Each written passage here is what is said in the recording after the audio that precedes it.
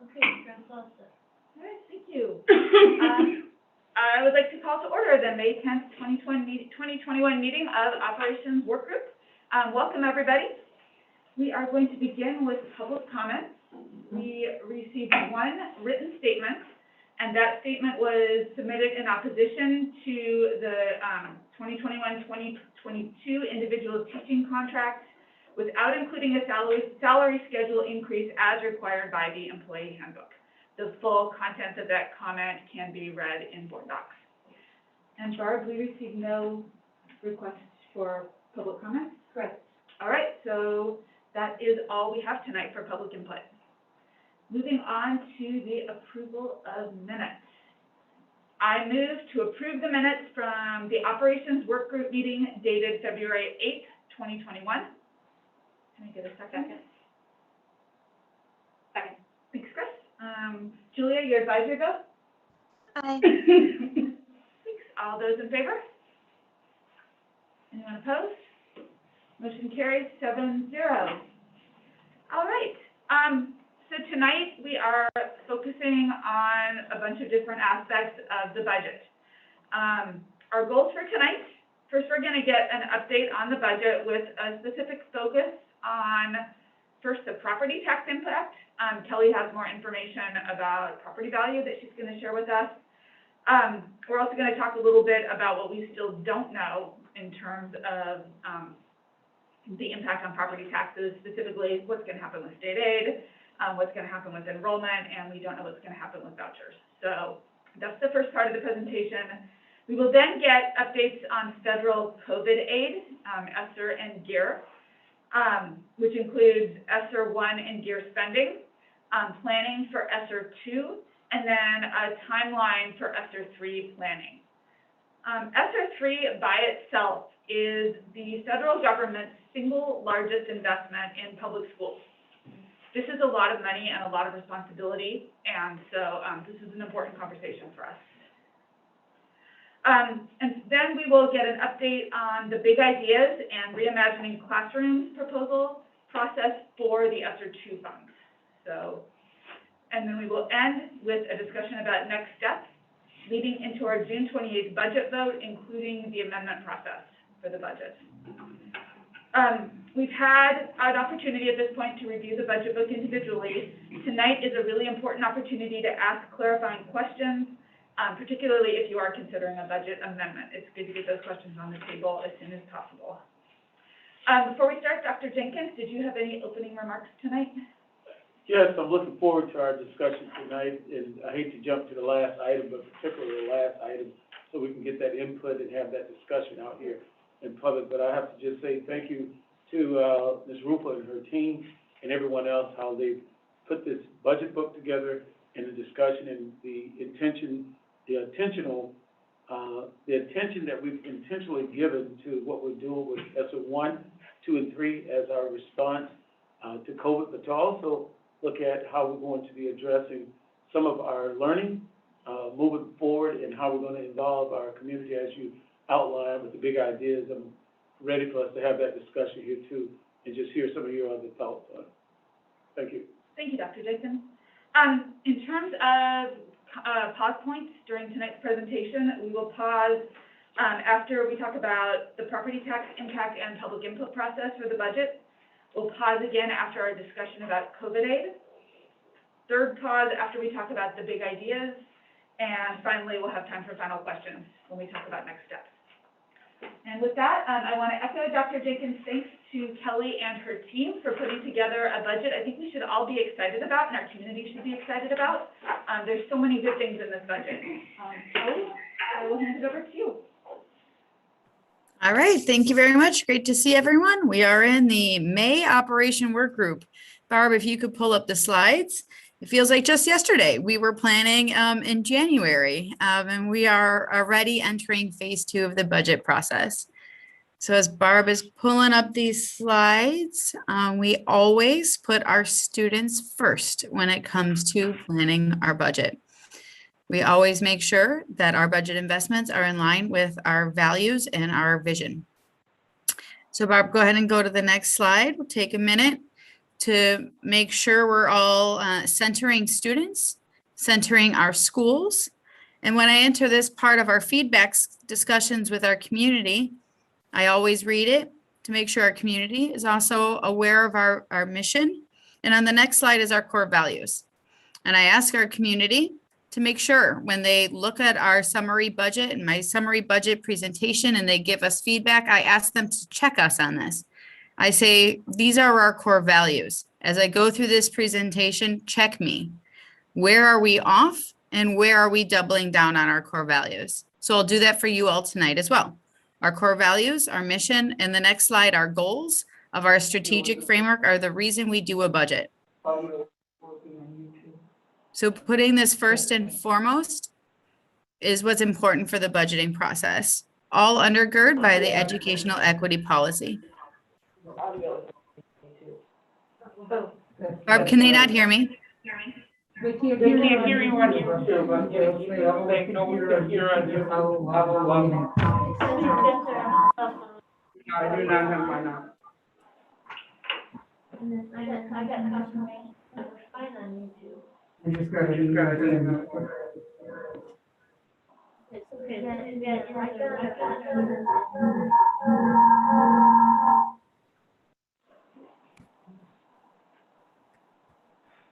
I must be listening. Barb, would you like me to try again, Barb? I don't need to start over. I can just start where I'm at. one second, Can you- Kelly.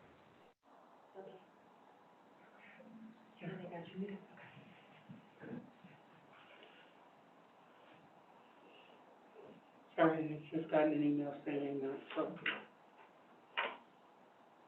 Yeah, now that your mic is on. I'm not even joined. You know, join the audio. I left the audio completely. Okay, got it. That's why, I get it. Check it one more time with our YouTube person. If for some reason her doesn't even connect this audio, so we just get it. Thank you. What are you saying, can you hear me? He said he could hear me. Okay. Okay, so I Good, would say Barb. that we're probably fine. Go ahead, Kelly, thank you, we're on the goal. Yep, no problem. I was just saying, in case you hadn't heard me, that when I enter in the feedback process with our community members, our parents, our students, I always ask them to check me on if what they're hearing in our budget presentation is in alignment with our school district's core values and these goals and outcomes for students. So that it's a way to actually gather the feedback from the community. And we'll ask that same thing of you tonight. In the next slide is our educational equity policy, your policy in alignment with our resources, which is of course the other barometer as if our budget is on track for our expectations in moving student outcomes forward. The outcomes for today are on the next two slides. The first is looking at our budget planning approach. We have all now been through each of these bullets together. We started this work in January and we finished it in April when we released the budget book. For May and June, we go back through those bullets in a higher level, a little bit faster cycle through our validation process, both in the feedback we get from the community and also the information we receive from the state. While the state is still in deliberations, we will start to get input and kind of hints as to where the state budget is going. And we'll be continuing to reconcile the budget along each of these bullets through June as we prepare to release a draft budget book to you in June. Still in anticipation of probably not receiving a final state budget to the beginning until we hit the beginning of July, but we will get kind of hints as to the direction the state is heading to coming out of the Joint Finance Committee in the upcoming weeks. So the outcomes for today, Chris has already said them, so I won't repeat him again. To touch base on what's in the budget book, get any questions from you as we enter in the feedback phase and finish up with our federal funding discussion. On the next slide is our timeline. We are in the feedback phase of the budget in May, finalize assumptions in June, and then in July all the way through October, we'll continue to get more information from the state We will do final reconciling items in October. On the next slide, Barb. This is a high-level overview and one of the slides I'm sharing in the feedback sessions. It really shows where our current funding is before we layer in the federal funds. So you can see in that top row, our only revenue source that we can really rely on at this point is the revenue that we receive from our local community, thanks to the passing of the November operating referendum. It's in that top line right there. You can see the $8 million in local referendum funding being the only money we have. It's a 0.8% increase a year to year in revenues. It's not a lot of money, which is why we have had to repurpose an additional $7 million just to balance this budget with the investments that are in there. And you really see that in this second section down here on our expenditures. You can see where the investments are and our positive numbers, and you can really see where the reductions were needed to balance the budget and some of our negative numbers. So on the positive side, as Chris said, this is a really great budget for staff and a really great budget for students. We did a lot of tremendous work to repurpose, to put back into the instructional side of the house. So while we are down 3.8% in enrollment, overall staffing is only down 0.7%. So you can see that start to play out in lower student to staff ratios kind of across the board. We've talked about that with a special focus on our supports for students, the social worker, counselor, and ELL student to support ratios really starting to play out here. In addition to that, what you really see on the investment side is that base wage to the maximum allowable by law is embedded in this budget. And that's the other reason you primarily see these larger increases in the instruction side of the numbers. In order to do that, we had to continue to repurpose. But we also, on our next slide, what you'll see is the many investments that we've been able to make with our referendum funds, all in line with the vision of this board and the overall equity strategy. So in addition to that compensation to the max and this steps that are fully funded in this budget for broader feedback are also the many investments that we're incredibly excited to make on behalf of our students and moving ahead with our social, emotional, and academic strategies. Of course, including that full early literacy reinvestment into our professional development of staff and the way we teach reading embedded with all of our reading materials. The full day 4K program, the curriculum, the mental health, the restorative justice, the counselor investments, all that we've talked about are embedded into this budget. And we're incredibly excited to propose a well-rounded budget on behalf of students. So that then leads into the next slide, which, as Chris said, is a little bit deeper dive into what that means for the average taxpayer. So the first thing to really see on this slide is our mill rate is currently projected to go up by 14 cents. That is an average of $115 for the average homeowner. However, this is $75 lower than that referendum number we gave back in November with the entire referendum baked in, that $8 million for this year. So that is really good news. And the other piece of good news is the city has come out with a 6% equalized tax base projection. You will see in this right in the middle, we had used a 2%. That was based on our projections back in November, with some caution with the COVID-19 kind of economic conditions here in the city. With the city producing an estimate of 6%, we have to wait until the state certifies that for us. But if that 6% really pans out for us, what it means is our tax base gets bigger, but our revenue limit will stay the same. So with our denominator getting bigger, taxes would go down if all else stands. And taxes could very well go down fairly significantly, especially if we see a stable state equalization aid base. So really watching what comes out of the state deliberations for our state equalization aid will matter a lot in the upcoming months.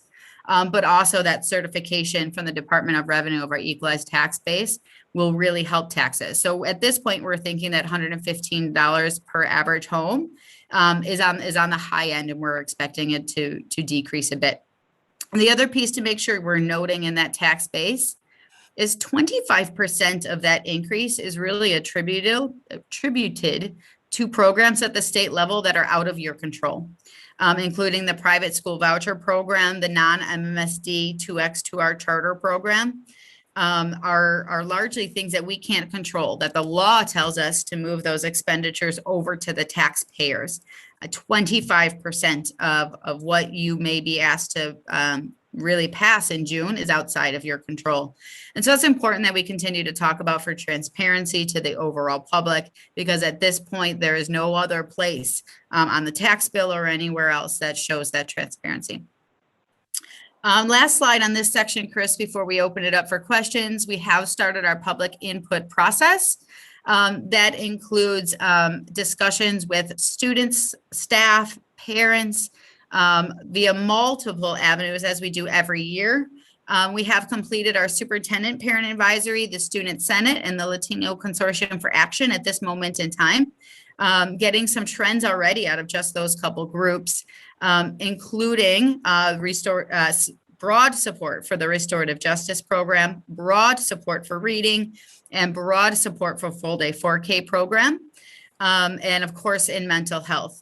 Pretty consistent feedback around just wanting to make sure that enough mental health supports are in the budget that is high on both parents and students' mind.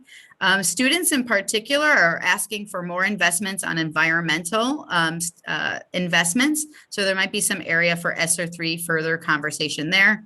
Students are also in particular heavily thinking about our investments into our facilities beyond the high school projects, thinking about their experiences through middle school. There may be opportunities for ESSER 3 funding there as well. The 2010-20 referendum feedback also, just to put in the room for each of the feedback sessions, over 4,000 voices there, really focused in on equity projects, high quality and diverse staff hiring, and then building maintenance, the same trends we are already starting to see out of our focus groups. So our budget is live on our website. You can get it at this link right here. There is a feedback button there for all community to provide input as well. We will bring all of that input back to you in June for any final decision making. So Chris, that's what I have for this first section. I will hand it back to you. Thanks, Kelly. Are there any questions at this point? Amanda.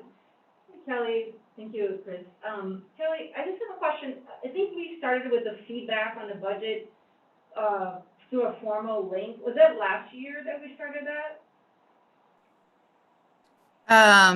No, we've been getting feedback through both a survey with staff and a feedback button on our website, probably for 5 years now. Oh, okay. For some reason, I thought this last year was a little bit different. We changed the way we asked the questions this last year to gather more feedback. And so what we did this year is we had a feedback kind of process with staff all the way back in March, where we used the Rocket team to create kind of more creative, innovative questions before we ever built the budget book. So Ananda, I think that's what you're thinking about. So there's already a layer of staff feedback in this budget. And that was definitely new this year and was pretty successful. So something we'd love to do again next year. Thank you. Can you share with us, like, what has made this budget be different based on a different way, or like the tweaks that you and your team did in order to get feedback? Yeah.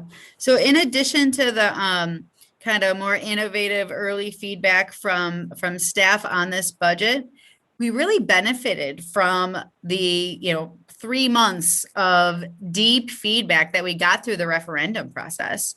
So going into this budget, we have 4,000 voices already in the budget process, and that is certainly unique for us for this year because of the referendum strategy leading into this work. So that would be a second piece that would be new for this year. And I would say the third piece is that the board really tackled the conversation around compensation early in this process. So it allowed us to kind of put that into the budget and build around it with fewer open questions, which I think, has made it both the input better that we've gotten from staff, as well as probably made the process a bit more efficient. Thank you so much. Mm-hmm. Vivian and then Ali. Thank you, and you Thank you, Kelly. This is Sabian, and you alluded to this earlier, well, just in your last comment, but can you talk about what that 3.23 total compensation figure is? Yes, thank you. I think I went over that probably a little too quick. So good point. 3.23% is the total salary compensation increase that's in this budget. 2% of that is the full step movement embedded within the current step schedule, plus 1.23%, which is the maximum allowable base wage increase by the law. So the 2% plus the 1.23 is 3.23%. Got it, okay. Is that all? Yeah. Okay. Ollie? Yeah, thank you so much, Chris. I have two questions. So the first question, Kelly, is around kind of the expansion of our tax base. And I guess I'm curious in terms of, you know, the rising property value in Madison and the annexation of town of Madison, how that has a long-term impact on what our budget looks like moving to the future. Yeah. Let me tackle the town of Madison part first. So the town of Madison is probably not going to have too much impact on our overall tax base. For one, they're not fully annexed until 2023, so we got a couple years. But more importantly, too, most of the town of Madison is already part of MMSD, and so therefore is already part of our tax base. However, the investments, one of which you just voted on earlier tonight in the TID, that are made into the town of Madison by the city of Madison once it is annexed, will, increase the overall investments, likely increase the overall properties. Some of the blighted areas that still exist down in the South Madison will certainly gain more economic value and therefore more tax base. So any new tax base that's developed out of the south side of Madison will certainly help reduce taxes in the future. And that's the key tie to that earlier TID vote that overall helps our budgeting process. The 6% that the city is currently projecting certainly is good news for overall across the city where we saw property values hold. Now we know that's pretty unequal across the city. You know, areas like State Street saw a lot of tax base loss, but we saw other areas of the city really gain in tax base. And so that's starting to play out across the city. The trick here is what's new tax base versus what's just property value increasing. And in order for the average taxpayer's home bill to not just increase, you need to see new growth. And we do still see new growth here in the city of Madison, which will help to really, we think, bring down that average property tax base. It's the new growth that's certainly helping that out. If new growth slows down, our mill rate might fall, but the taxes will still go up. Great, and then my second question was specific to how feedback interacts with kind of our budget and the additional authority we got in terms of the referendum versus how that informs the way we work with ESSER funding. Mm-hmm. Yeah, so I'm really thinking about this as kind of like a phased approach, which is we know we got a lot of good referendum feedback and early feedback from the staff before we ever released the April budget book. So our budget being so close to this referendum period should be pretty in line with the community. We did 2 polls, right? Which had statistically valid information for us. So we should be pretty close because we aligned this budget with what we heard in the referendum. But we go through this feedback process to kind of validate that and identify any areas where we might be off, particularly since times are still changing pretty rapidly with COVID-19. So the general thinking at this point is we will bring back any feedback we hear from these sessions to you in June. So far, we're looking pretty spot on. And though some of the ideas that are coming out of these sessions are really ripe for ESSER 3 thinking, which is part of the reason why we wanted to wait for ESSER 3 thinking, is so we can get some more of this input through the budgeting process. And I mentioned a couple of those examples already today. So we'll start to layer in that type of ESSER 3 thinking, whether it's for the 21-22 budget or just future budgets and future thinking in the upcoming meetings.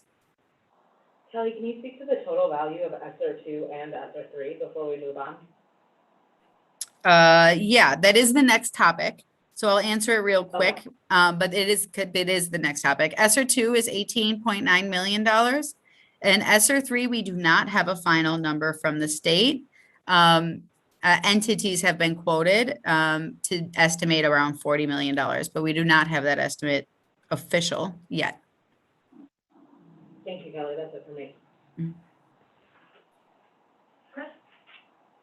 Yeah, thank you. I just want to say how thankful I am that we are working on one budget this year. When I joined the board last year, we were working on these dual budgets that were really unknown until we went into the end of October, November. And so, Kelly, thankful for having this budget that is a balanced budget and all the work that has been done to bring us this far. I just want to highlight that grateful for that we are able to make significant investments in staff ratios, staff compensation, and the really important instructional strategies and investments that we're making in early literacy, in all-day 4K, daily world language instruction at the middle schools, our investments in counselors at the middle schools, and just the slide 10 that you have in the PowerPoint, just to review those all, and I think it's nice to see it in a list that highlights those investments. So I just wanted to say thanks for that. On the engagement piece, one of my questions is, do we have a way to engage sort of the larger community in our budget discussion, the larger Madison community who isn't directly connected necessarily to one of our schools? So not a parent or a staff member, but the larger Madison community? Generally, per statute, that is what we have what's called a budget hearing that happens in June, and we have the operation work group speaking points. Kind of by statute, those moments in time are meant to be that piece. And in addition to that, this year we really used that community feedback for the referendum, again supported by 2 statistically significant polls. To be the community input, right? We had 80% support behind our plan going into the referendum. In prior years, we have done broader community surveys and broader surveys of from our families.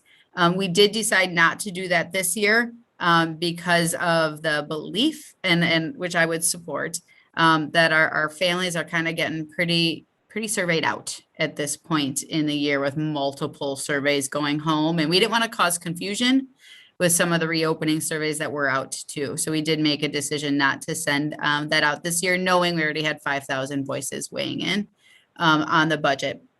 Our website is fully updated along with all of these meetings. So it's really easy to find the meetings, to read the budget.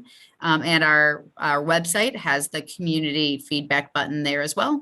In addition to that, we have extremely quick response, kind of 48-hour response to community questions on the budget at this point. Thank you, Kelly. Appreciate that. Anybody else? Kelly, I'll just ask you a quick question about how we estimate the tax impact of vouchers and charters, because I know it's different. In particular, how does the process of changing the tax levy to accommodate voucher schools work? I'm going to separate your voucher question from your 2X2R question because they have very different answers.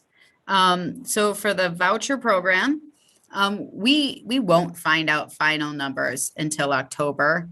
And in any given year, it's a pretty big guessing game. We know it's increasing because we know the number of schools who have been approved to receive vouchers are increasing. So if more schools get approved, more vouchers will appear. So we've basically on a trend analysis for our projections for October. In October, we get final numbers. The way it works for the taxes is for the vouchers, 100% of what the voucher costs us, we hand on right over to the tax levy. So we get what's called an exemption for the revenue limit. We can tack it on to the revenue limit. So if we get more vouchers, taxes will go up. And that's the way the law is designed. It's designed to be passed on to the community. So we hope every year that our trends are proving out. Unfortunately, kind of the 2 years prior to COVID-19, it was exponential growth well beyond our even wildest dreams, 80 to 90% growth in any given year, year after year. So we do hope that has slowed down. We're projecting that it has slowed down a bit with kind of 60% rather than 90% increases. And the 2X2R charter is a bit more complicated, which is why there's a big memo in the back of the budget book for anyone super interested in the details. But there, we really only get additional revenue authority once we get out of a declining enrollment state. MMSD is in a declining enrollment state, the way it's calculated at the state level in their formula. So as long as we're in declining enrollment, we will not get a single extra dollar kind of coming out of the state for the 2X2R charter programs. So they do get funded on 100% of their enrollment. And if any students are new to MMSD, it's a 1/3 per year. So it takes us 3 years to get revenues. But unfortunately, we have to pay the expenditure 100% in the first year. And that's the tricky part of the law. And it being in declining enrollment makes it extra tricky. So we happen to be in a spot where the law really either wasn't written for us or did not anticipate this kind of a situation.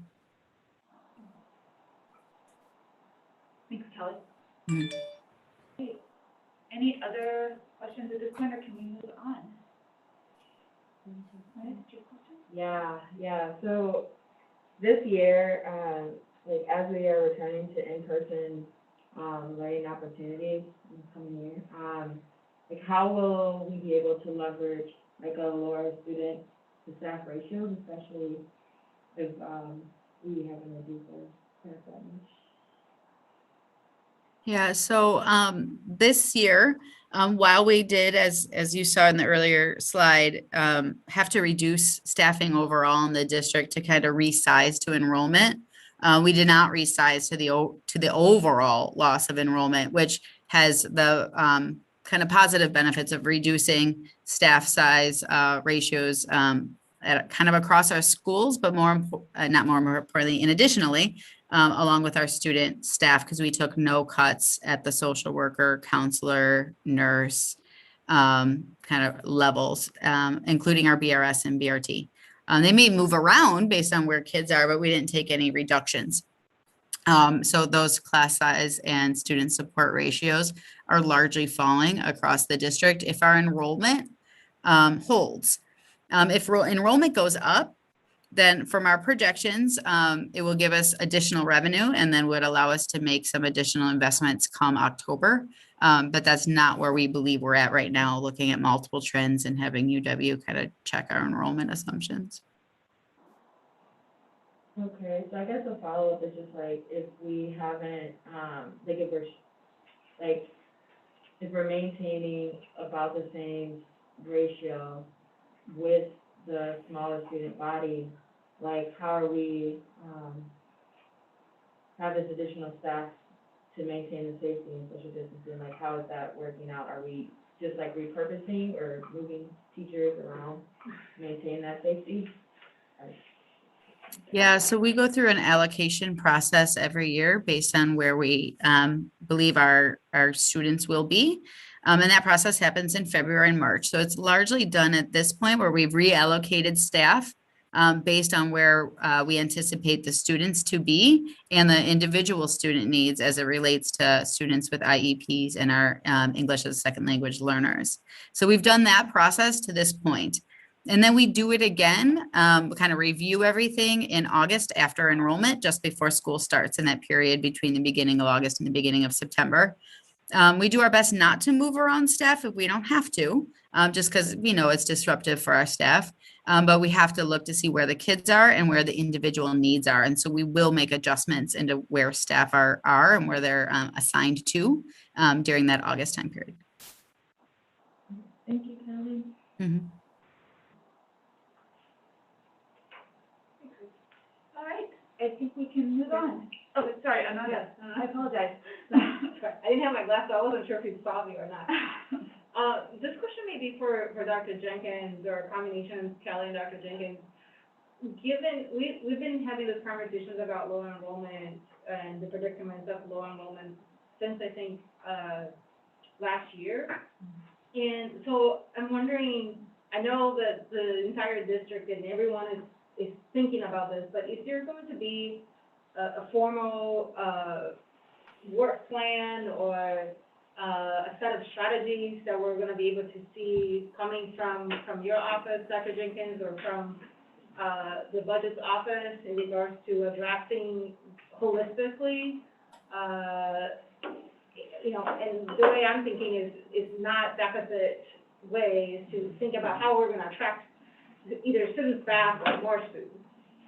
Yes, you will be seeing a plan that's coming from us and from curriculum, and as well from our finance. And I think, as Rufus said, it's the best there. We're just anticipating every scenario when you kind of look at it, because we really don't know exactly what's going to happen, but we are planning, hopefully, with what we're even talking about with virtual learning and what we're talking about within the class. And the safety question really came up with Ms. Pearson was talking to in terms of in the fall, we don't know what it's going to be like.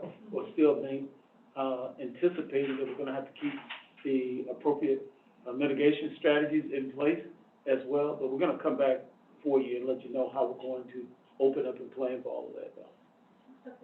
And so, Lisa, if you have anything else to add to that, Ms. Rufus, but that's been our conversation. Thank you.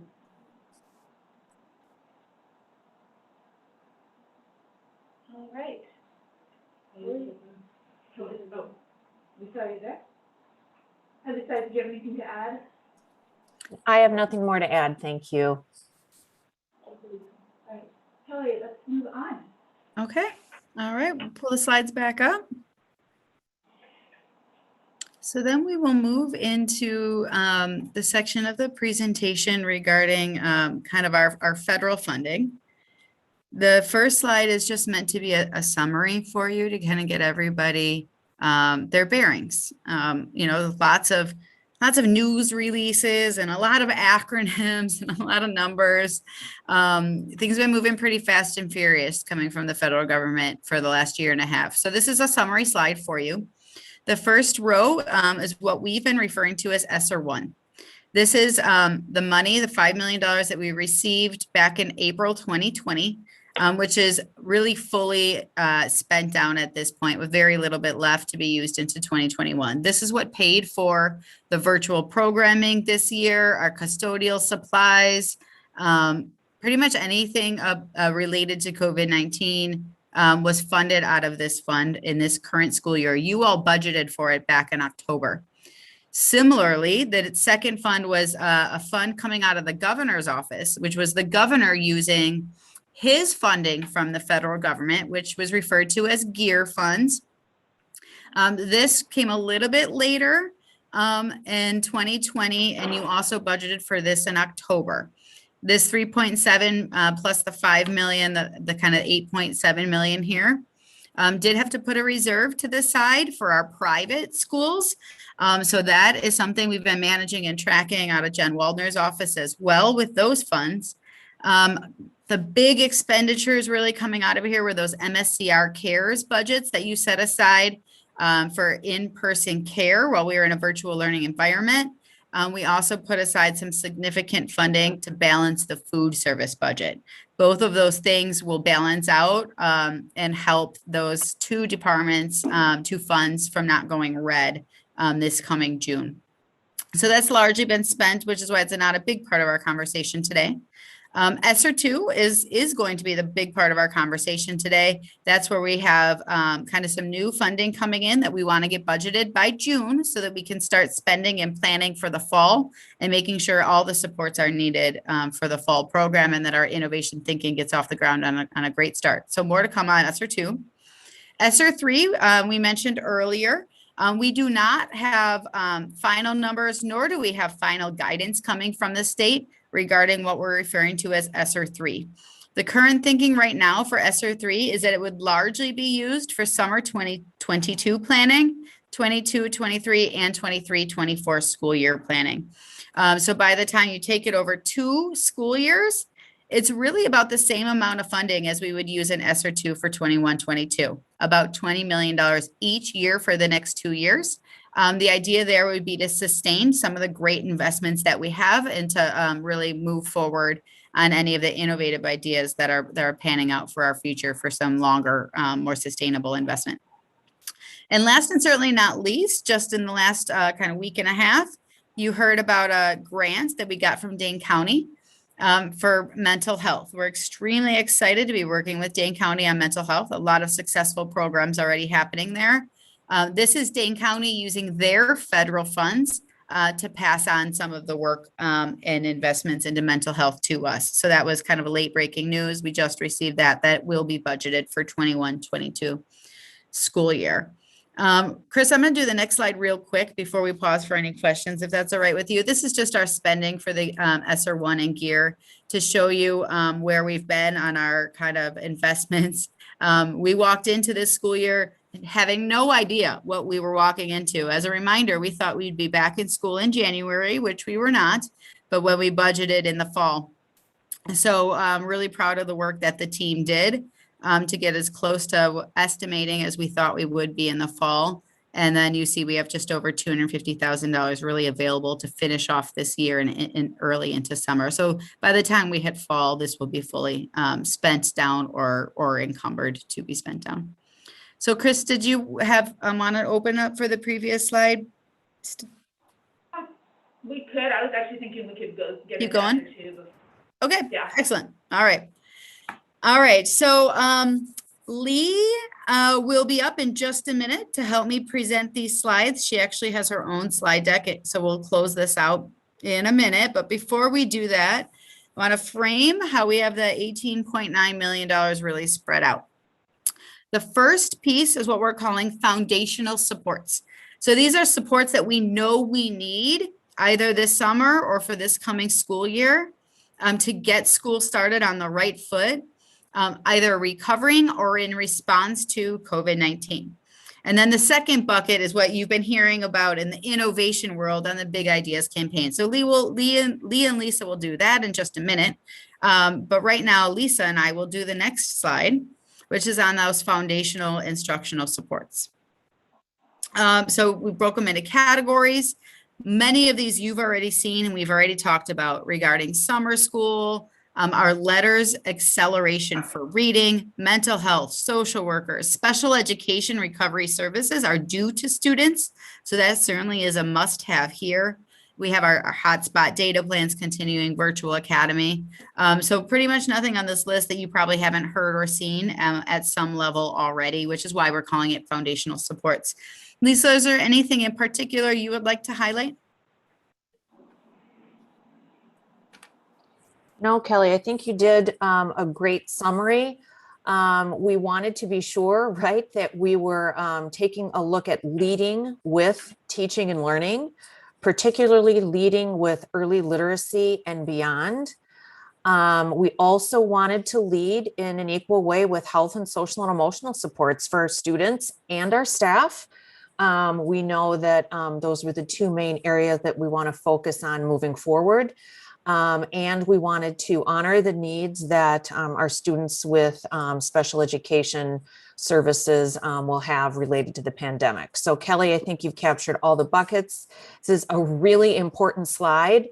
There is a ton of information on here that says how we have stuck to and honored our commitments in each of these areas. So just want to say kudos to you. This is very thorough. Thank you. All right, excellent. Then we'll do the next slide real quick before we hand it over to Lee. And this is the kind of the operational side of some of that foundational work, the stuff we know we need for fall. So this includes the biggest bucket here is that top line. Our health services team ran by Sally Zerbaldanovich under Jay. These are our nursing LTE high needs right now already in schools for additional nursing LTE for the contact tracing, testing, and specialized PPE. So that first line does have an asterisk on there to say we would like to take the nursing LTE to you for early budget approval in May. And that's to ensure that we can get the right nurses in the right place for our summer semester programming and our MSCR kind of after school for the summer semester programming. And to the extent that we can get any additional LTE in place already for this current school year to help support that team. So that is an early request that we will be putting forward. The rest of these are pretty kind of standard in order to support the overall movement of these SR2 funds from a functional standpoint, purchasing, warehouse, human resources, of course, accounting for all this and federal reporting is a pretty big undertaking for our limited team. Along with building services and just implementing many of these big ideas. Water filling stations are on here. You will see we have a backlog of requests from schools to get water filling stations instead of bubblers in our Wisconsin term into schools. It's not as easy as people think because it does require electricity to put in a water filling station. So we really want to get through that backlog this coming summer. And then PPE custodial supplies will continue to need, along with our technology and our hardware, which we continue to kind of outpace our budgeted repair loss through COVID-19. So planning for that again next year. We do have a small budget in here for athletics transportation, planning for fall sports to start to resume with some in-person transportation, travel, but likely still expecting much smaller capacities than we've been able to do in the past. And that's a pretty significant piece of their budget. So want to make sure that they have what they need to get off for fall programming pretty well as well. So that's what we have on the foundational supports, Chris. Should we move over to Lee's slides at this point to talk about the big ideas? This is actually where I'm thinking we should stop and do questions on the foundational course before we go into the innovation piece. So, all right. Are there any questions at this point about ESSER 1 or GEAR or the foundational support investments we're making with ESSER 2, which is about half of what we're getting out of ESSER 2?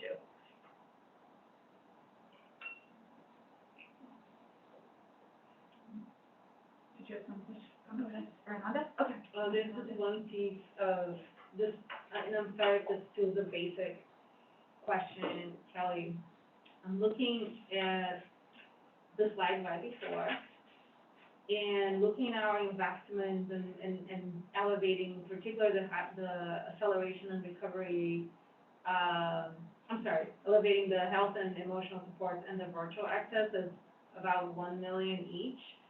How are they compared to, and I'm not looking at exact math, I'm just trying to contextualize this relief fund to our current budget and thinking about also that those two items have probably like a multi-year impact in our budget.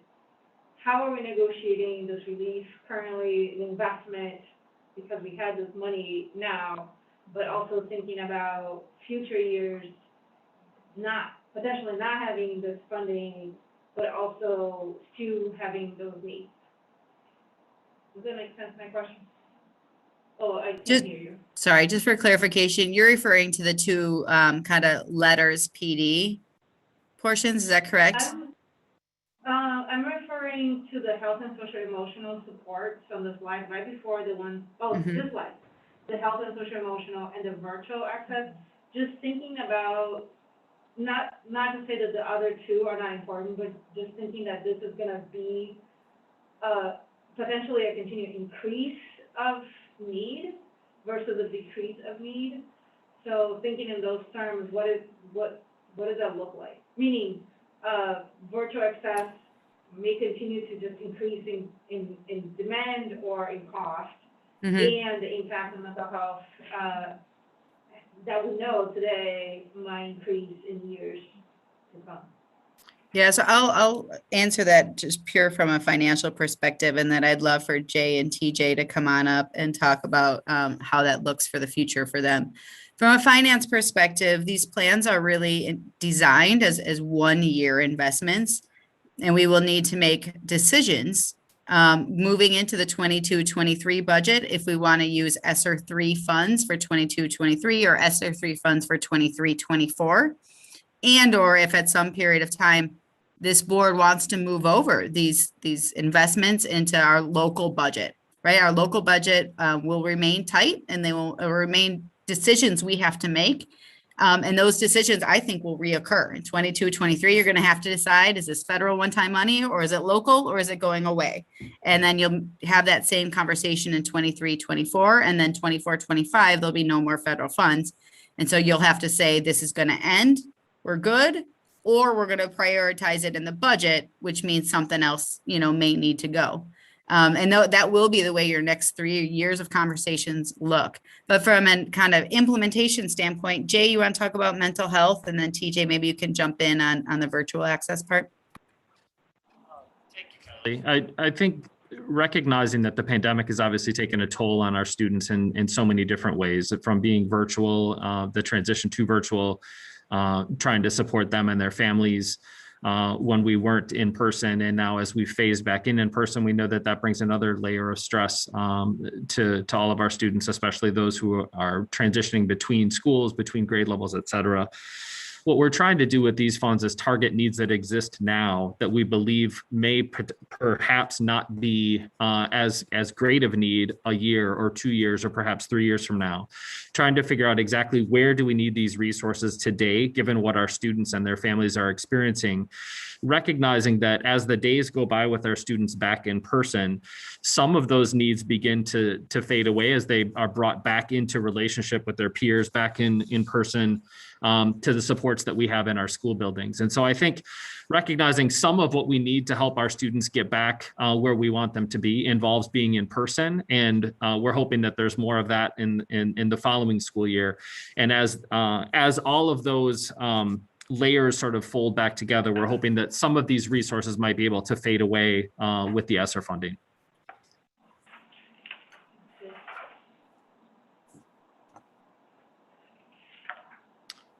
Wondering if TJ is on and might want to speak to some of the virtual access.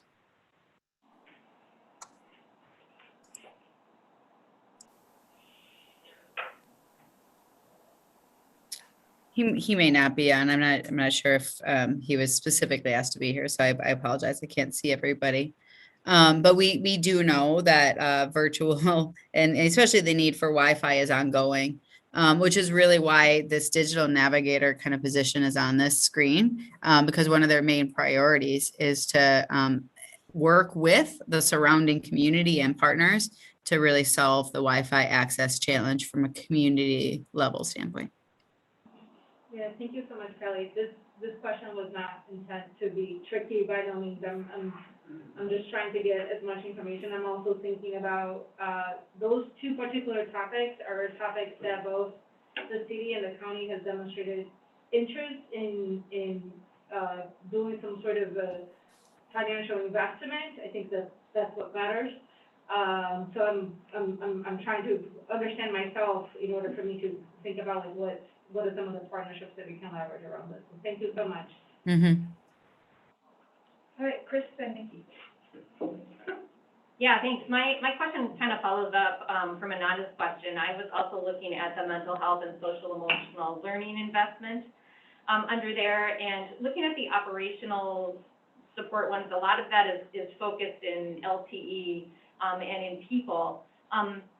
The mental health and social emotional learning, I guess this is a question specifically for Jay. Just what you were explaining in this need we see for students coming back into the schools, where do you see that being invested, or where would we see that show up in the schools, that investment?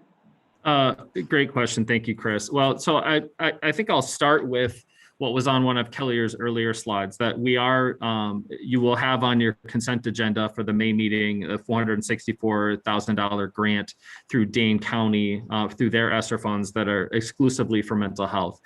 For us, that will come in the form of 2 mental health navigators and a mental health bilingual resource specialist, hoping that our mental health navigators also have bilingual skills. So outside of this process, we're providing that specifically targeting mental health needs. The rest of what's listed there for mental health and social emotional learning, $50,000 for a half-time AODA specialist. We also know from data that we've received from the Wisconsin Department of Health Services that we're seeing an uptick in alcohol and other drug use, and feeling like if we had some additional support at a systems level to help our schools and our school staff have the resources to support students, that will help. We had discussed earlier that we were not planning on expanding BHS from the 16 schools that we're currently in. Kristen Getchaw, who's on the meeting tonight, reached back out to our partners, and we believe that we'll be able to increase at 3 different schools from half-time to full-time coordinators, or perhaps add some additional schools, some combination through work with our partners. Again, there's a bit of a capacity issue there, and they feel like when we went back and asked that they could potentially increase, and so either adding 3 more schools or increasing at 3 schools. We late last fall, we did some motivational interviewing, professional development for all of our support staff, and we'd like to follow up on that, recognizing that many of them are starting to get traction in working with our students. And regarding social emotional learning, I think many of you know that social emotional learning has had much more of a focus this year, as our staff have recognized directly and firsthand through working with students that this is explicitly what they need, in terms of explicit teaching, but also in terms of just the conditions and the environments that they're creating within their classroom, the relationship building, the sense of community, and beyond that, embedding it across our curriculum. And so we're hoping to hire 2 LTE curriculum developers that can help continue and support the work that we've been doing from within this year, to help coordinate staff from across MMSD at all levels to continue revitalizing and rebuilding our social emotional learning curriculum, to really focus on the social emotional and academic development of our students. Recognizing that, I think if anything, the pandemic has taught us the critical nature of SEL as a companion to academic learning, and recognizing that that will not go away, that we're hoping that we can put a specific focus on that continued curriculum development, looking at our standards, making sure that we're focusing in on secondary schools to build that curriculum. And so that's specifically how we would use those funds. The other line that I'll speak to here, hoping to hire 3 additional social workers. We've obviously seen quite a bit of focus within our school-based social workers on supporting families in the community. They've learned to work together within their feeder patterns, and Amy Noble, who is our community-based social worker in the Memorial feeder pattern, would like to have someone in a similar position in the other feeder patterns. And we think that especially as our social workers focus goes back to students who are present in schools, having some additional social work support that can also leverage supports throughout the community, we think is important on an LTE basis for next year. Kristen, I don't want to put you on the spot, but I'm wondering if you might want to say anything additional about sort of our mental health systems work. No, I think we've really got some work ahead of us. We've got so many skilled staff out in schools that are doing this work, and they've been really busy doing lots and lots of things, just keeping our students safe and getting back at school. So we just really have some work ahead of us to keep supporting the work that they're doing, to make sure they have the capacity and the resources that they need to be working the best that they can with their students and families like they do every day. So really have the opportunity to kind of keep digging in the programs that we've already been doing, CBITS and Bounce Back and BHS. You've been supporting those for a long time. And just like Jay said too, we recognize how much the work that schools are doing every day in SEL. This is a universal issue, so that we are not going to be able to intervene our way out of this one. We're going to have to make sure we're really supporting our students feeling safe. and that they've got the resources and are learning the skills in a pretty universal way. So we're working really hand in hand with our social emotional learning team, and then all the pieces that you're continue to fund and support. We're really grateful for those. And really, I think the key is thinking about how do we let our student service team staff members do that work that they're trained to do and get them out there with our students and our families to support them, and give them all that they need to do that. So. Great, thank you. I appreciate that answer. Is that all? Okay, Nikki. Yes, I appreciate the focus on, actually, I'm gonna take this off in case that anyone who is deaf or read lips needs to see my lips move. And my question is on the specialized transportation. Thank you for including it. Additionally, on the special education transportation, does the PPE, are we going to make sure that the drivers and the students also have full access to PPE if the student can't wear it? Is my first question. My second question is, given that we haven't looked at our providers in a long time, is there a way to budgetarily look at how much we pay for special ed transportation to see if we're getting the best rate financially? John, do you want to start there and I'll wrap up the end of the question? Sure. Hey, this is John. Thank you, Nikki. Yeah, regarding your first question, which was, do drivers and do students have access to PPE for transportation? And the answer to that is yes. And I would also say that there are some students, as we know, that are unable to consistently wear a mask in its in a proper fashion. And the drivers of our specialized transportation absolutely have access to specialized personal protective equipment. So you can see here that the line item is really specific for students with disabilities. You may have seen other PPE references, but the level and type of PPE that our department has purchased is a notch higher or a level of grade higher than the typical. And it is intended for staff and for individuals who are in very close proximity to students with disabilities who are unable to wear their PPE. And then I'll turn it over to Kelly. Yeah, so can I ask another question? Sure. When Dr. Jenkins and I were at La Follette, we saw some wonderful masks for the deaf that the La Follette staff bought because the PPE that was originally given by the district wasn't appropriate. Is there a way we could look into the buyer that La Follette used, because these masks were clear, they had better breathing room, and individuals both deaf and those who had speech issues or even learning issues could read lips much easier with those masks. So, when you agree, Dr. Jenkins? Yeah, okay. Here's our process. On a monthly basis, we have our point person at each school nurse, works with our special ed team and our program support teacher to evaluate the needs of specialized PPE for staff and for students with disabilities.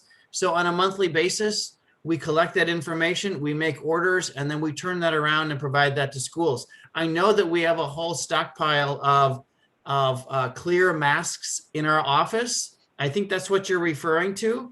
And, it's remarkable that it seems as though every month there's like some new feature to some of the PPE that we're seeing. And it's a place of evolution, so to speak. And we're constantly purchasing new and unique, even student specific type PPE for staff at schools. So that's a common practice. And as that need arises, we absolutely turn that around very, very quickly and provide staff what they need. I really appreciate that, John. You bet. Nikki, in just response to your question about the specialized transportation and looking at the budget and the RFP needs, I mean, absolutely.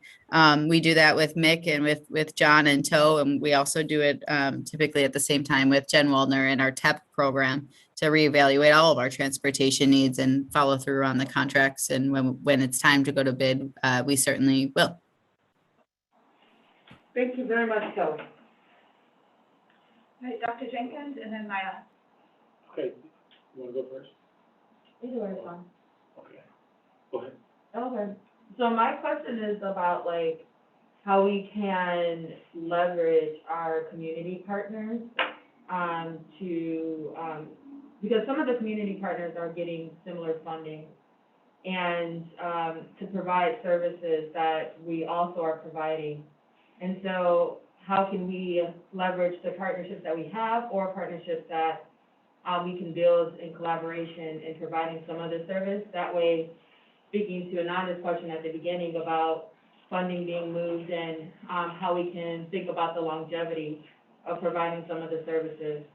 Has that like a thought been discussed about how we can do that? Because I do think that, you know, if some of the organizations are also getting gear funding to provide services to the community, our children are part of the community and they're getting those services sometimes already, sometimes maybe not, but maybe, letting, those community organizations know that the need is there. That way we can move around funding and maybe hold funding for later, is kind of like my thought. So I don't know if that has been discussed, how we can do that. There are certainly ongoing conversations. I'll name a couple, and Lisa probably has probably a dozen more, but ongoing community connections. Ananda mentioned already on the technology kind of Wi-Fi access front, community-wide community groups, not just the city, county, and us, but actually nonprofit groups joining in on that work. So that's exciting work happening under TJ McRae. That's community-based partnerships. The restorative justice groups are all, you know, kind of coming together, and there's good work being done there from a community standpoint. And then the mental health work Jay mentioned, that's community work across the board, not only, again, the city and the county, but also a number of nonprofit entities looking holistically on mental health across the city. So I think a lot of really great community work is happening, and of course, more to come. Bree on our partnerships office continues to do a really great job of pulling people together through most, for example, in our Madison Out of School Time, but across multiple partnerships and networks. Lisa, other examples or more to add there? No, thank you, Kelly. I would just add that I think as we learn from the work that we're doing with ESSER 2, and we know what's working and what we can build to scale, there will be opportunities to work with community members. And I also will echo Kelly. I've had several conversations with folks in the community about doing some braiding of funding or matching of funding to support student mental health needs as well as academic needs. So it's a great question, Maya, and something that we is always top of mind for us. Yeah, for sure. And I would also like to lift there that I meet with the mayor, along with other county officials every Thursday, and we're talking about how we can support one another. The mayor's COVID-19 response team has just been wonderful as we're looking at the new dollars coming in. And then across the state, I meet with the big five superintendents, and we talk about ways too that we can connect with our community in terms of some of these new dollars coming in and our existing dollars, how we can have best practices going on with those funds. That's good to hear, definitely. Anything else, Maya? Okay, Dr. Jenkins. Yeah, I just wanted to take this opportunity, first of all, to just say thank you to Jay and to John, and Kristen, thanks for jumping in too with your comments. As we have been going through and still in COVID-19, I just wanted to assure everybody, we're being led by a great group of people. What we've been able to do in our district and the work Jay Afel that he's doing, and you heard John Harper's response there, and Kristen, we have some of the best people in our district. I think you're going to find in the country when you start talking about that. And when we go looking for our student support services, Jay Afel and what you've done with our social workers, psychologists, and nurses, and all those people. I just wanted to lift that up in this moment because I think sometimes we do it and we may take it for granted. Yes, we can always do better at certain things, but we're learning as we go. But I wanted to make sure that I lift that at this moment and we're looking for it. Ananda asked a question earlier that I wanted to make sure I circle back to when we're talking about the technology, and we're talking about mental health and social emotional. I want us as a board to start thinking about this year as a board. Those are gonna be resources we're gonna need for a while. This is not gonna go away at the end of this one-time funding. So we're gonna have to think strategically in our budget, how we're gonna address social emotional and mental health with students and staff. Not just next year, not the year after next. We don't even know the full effect of what we're gonna have once we even start coming back and the anxiety start hitting us and the mental health issues start coming up. So we're trying to be very strategic as a team as we're looking down the road. So keep that in mind. The same thing with technology. We've learned some things through COVID-19 that we're going to have to look at our thinking about how we bring these lessons back into what is not going to be the same thing as normal. It'll be a new normal, and technology will play a big role as we move forward. So I just wanted to make sure I looked that up and just say thank you to our staff, because they've just been wonderful how they've been able to pivot.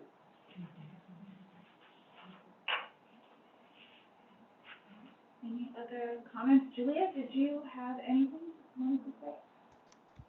Yeah, I just want to say thank you to Dr. Jenkins and to Kelly for coming in and speaking to Student Senate, and especially with regard to mental health.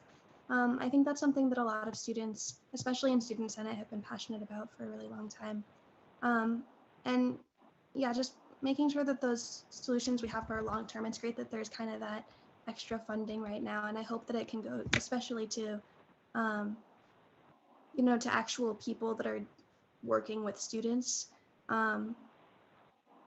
I think sometimes it can be sort of easy to, invest in more administrative staff or people who are coordinating things, which obviously is a long-term investment, but just making sure that that there is enough, face time for students to coordinate with actual adults who know them and are helping them. So I think that's, what helps the most in the short term and the long term for those students. So just remembering that. And thank you guys all so much for your investment and time into that. Thanks, Julia. I will dive in with my couple questions at this point. My first one builds on what Ananda and Dr. Jenkins talked about, specifically about the investments we're making in continued virtual, which we need next year. Like, we don't know what this pandemic is going to do.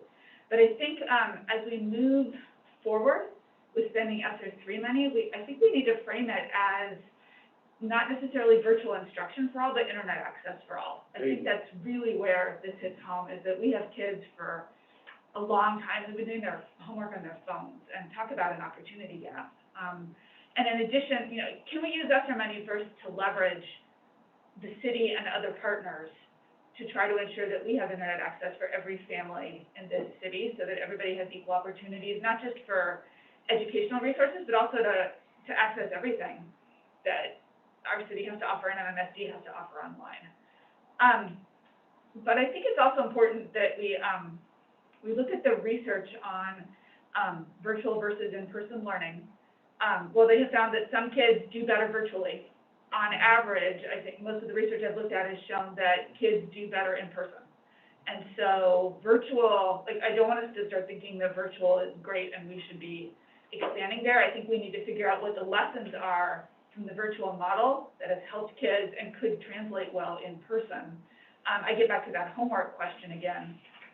Did we learn things about where homework fits into the school day that could potentially help us ensure that, maybe kids are doing more homework in school where they have access to the internet, and we help to close that opportunity gap for kids who don't necessarily have internet at home.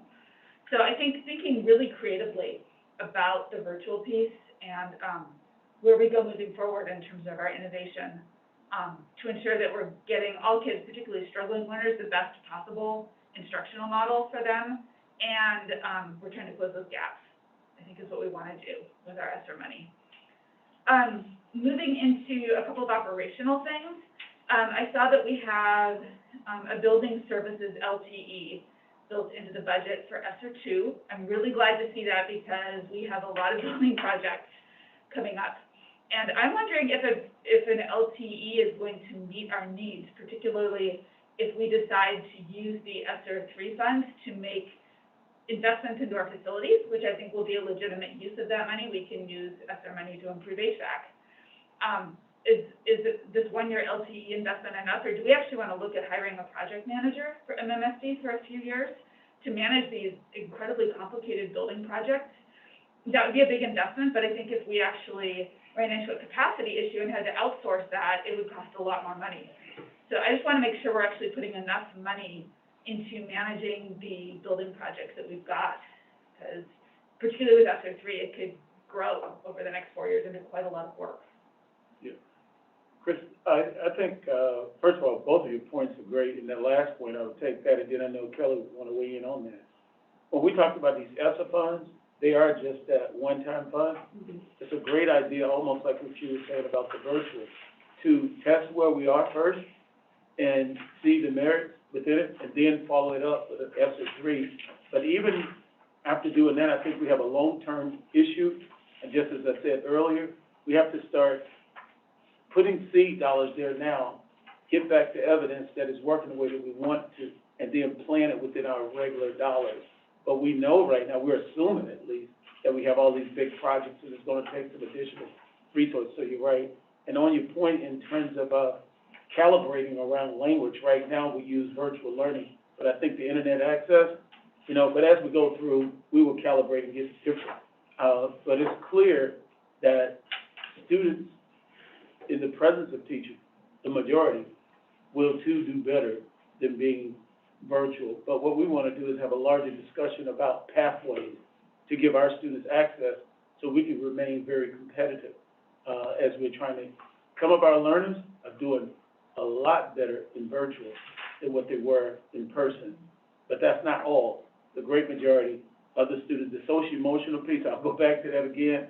I've just seen students down. We're seeing students light up, staff light up, just being back in person. But that didn't necessarily work for everyone, particularly students who may have been having medically challenged, some students who have been bullied in different ways, and we got to get to the root of those issues too. That's what we want to do. Kelly, I don't know if you're the person to speak to the question about the LTE. I guess I'm mostly thinking, if we're going to be doing 3 to 4 years of building projects, we probably want some consistency in who we hire. Like, we don't want to be hiring a new LTE every year to manage projects because we don't have stable funding. Yeah, so it is right that this current funding plan has that position on ESSER, which is a one-time funding source, hence the reason it's an LTE.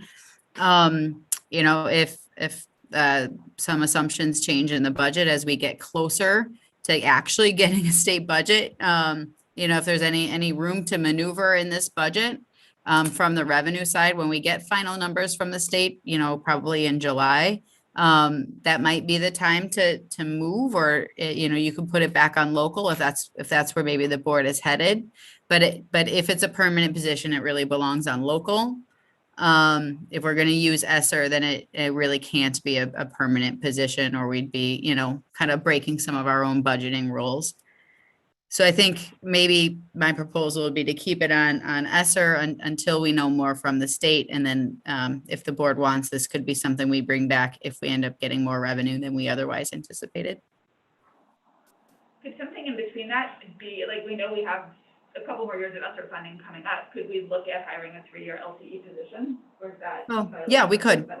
Yeah, absolutely. If that's something the board's headed down a direction down. It's actually our similar thinking for the digital navigator position is more of a 3-year LTE. Yep. I absolutely agree with both of those. I think the more stability we can put in those positions, the better off we'll be, even if we can't commit permanent funding to them. So I would highly encourage that.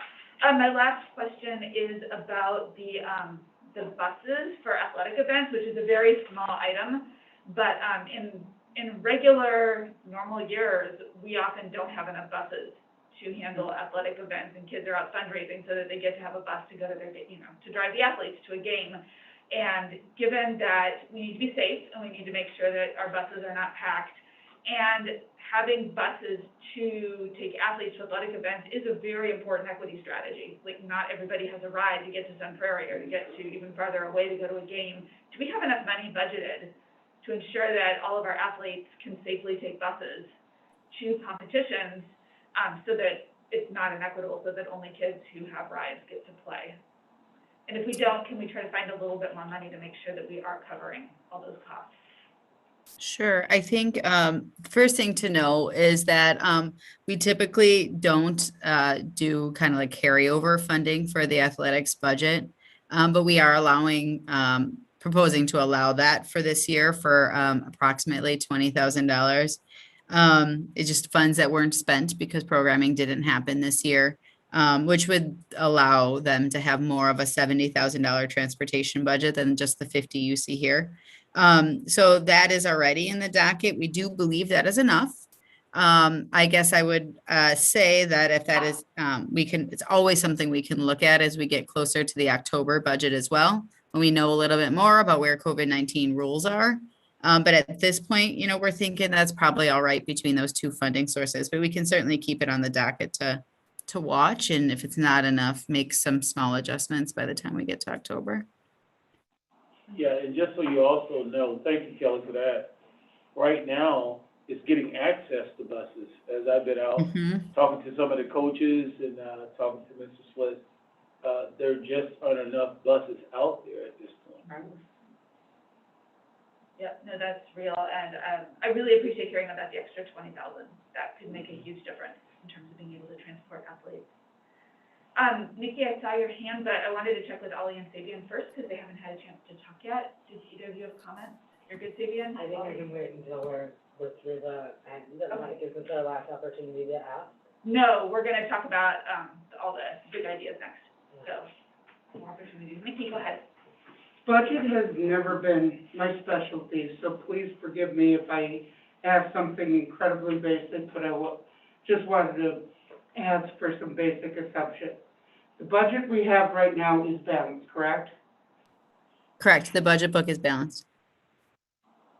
And steps and lanes, and this is budgetary, I'm not getting into any discussion. Steps and lanes are financially funded for this next year, correct? In the current budget book, yes. And financially, we can fund our equity projects. The list of projects that you saw on the slides tonight were the projects we've discussed with the board, and they are all funded. That's all I needed to know, because sometimes I get lost in the details, and it helps to have the basics stressed right in front of me on what is funded and what isn't. It helps to have a baseline. So I appreciate that. Great. Nanda, did you have any last questions? Yeah, I just wanted to elevate the internet access for all that you also brought it up. I do think that there is a role for us to play, and I want to just put that into the public space, that's something that I think that it's a piece of advocacy and a piece of our own policies and how are we reconciling with that and making sure that we're putting pressure and all the forces to be in order to make this happen. Thank you for that, Chris. Yeah, thank you, Amanda. All right, I think we can move into big ideas. So let's move on. All right, Lee and Lisa and Barb, they have a different slide deck. If you would pull that one up. Thank you, Kelly. Thanks, Kelly. As we're waiting for the slide deck to come up, I just want to thank Lee and her team for all the work that you have been doing to move this process forward. This is a true example of hearing the voices of our students and our staff and our community members. We are constantly talking about lifting those voices in an authentic way. And this has been a motivating, real way to do it with funds that back it up.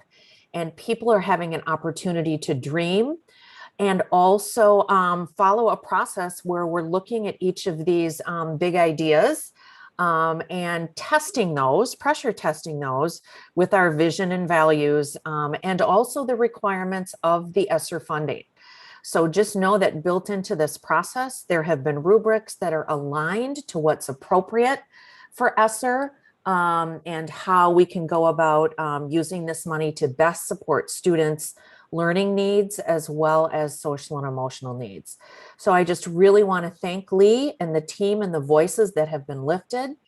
I think there are so many exciting proposals here that we're going to talk about tonight. And there are even more proposals that are exciting that we aren't going to talk about tonight, that I think that we can think about in the next round of conversation about ESSER 3. I don't want to forget that, because I think there are so many great ideas out there that are very worthy of trying and testing. Also, just want to really thank Ali. You have been a board member that has been on the core group from the beginning. I want to thank you for your time and commitment to this.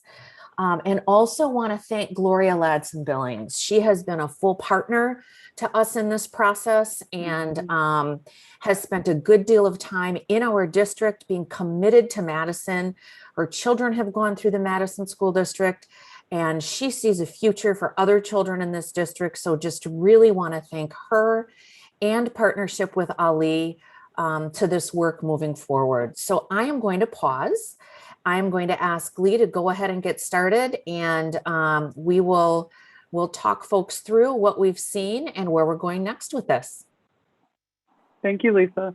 Barb, could you pull up the big ideas deck?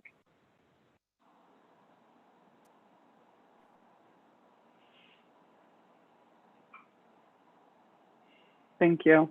So we're going to dig into the second half of the ESSER 2 funds that are being specifically dedicated to innovation and closing historical gaps in MMSD. Next slide. So like Lisa talked about, we pulled together a very robust team to engage in this work. Part of the process is to think intentionally about the skills and perspective and voices that were needed to do this work. So we brought together a design team that consists of teachers at both levels. We brought in a variety of central office staff that brought in social emotional lens, the tech lens, the professional learning lens. We also brought in, as Lisa mentioned, Gloria Ladson Billings and Ali Muldrow to bring really critical lenses to this work and expertise. We also have a variety of individuals who are our consulted team members. And so when we needed feedback and input on rubrics and ideas and our process, members from across our district, our city, and then also community partners at American Family gave their input into this process. Next slide, please.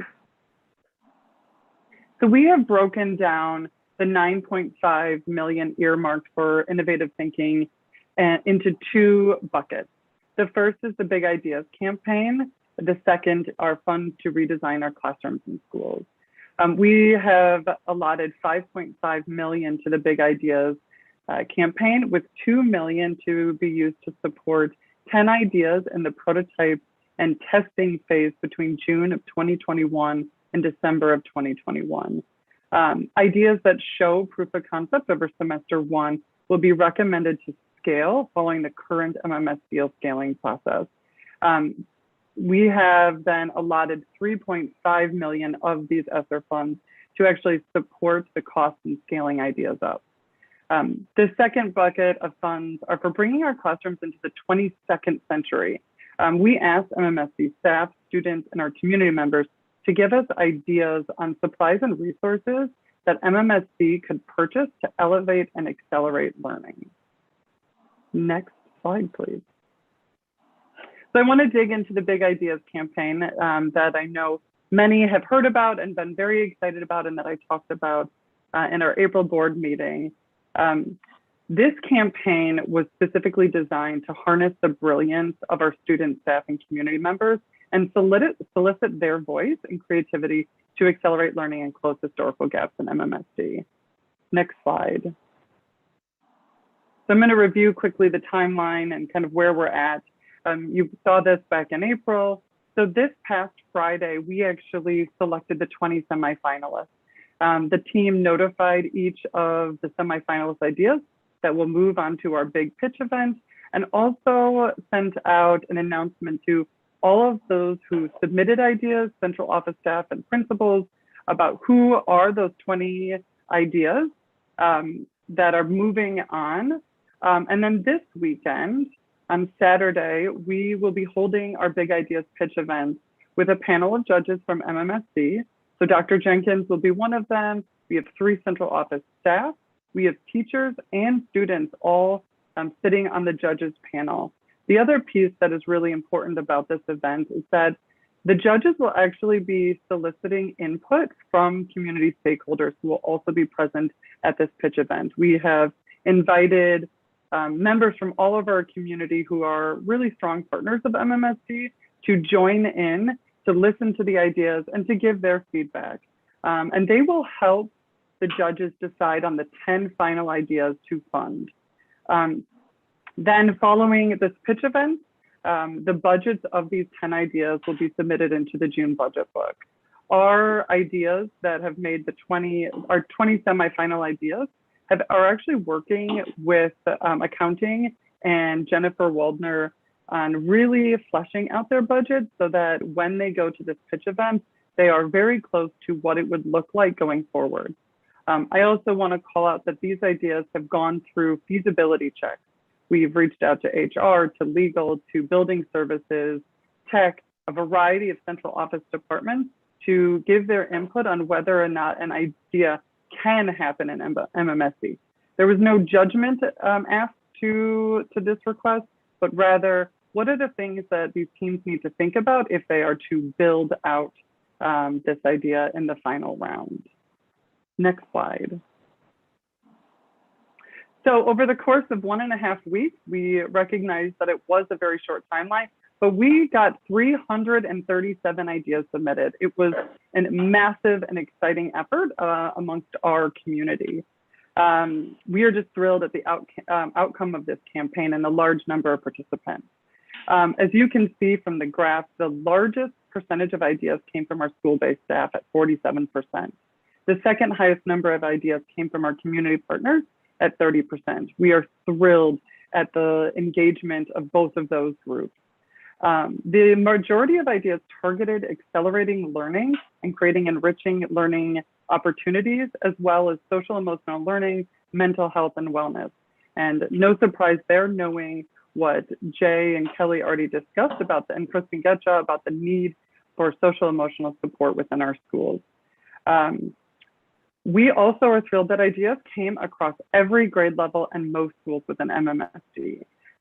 Some were wide ranging of targeting all of elementary schools. Some were much smaller collaborative experiences within one specific school.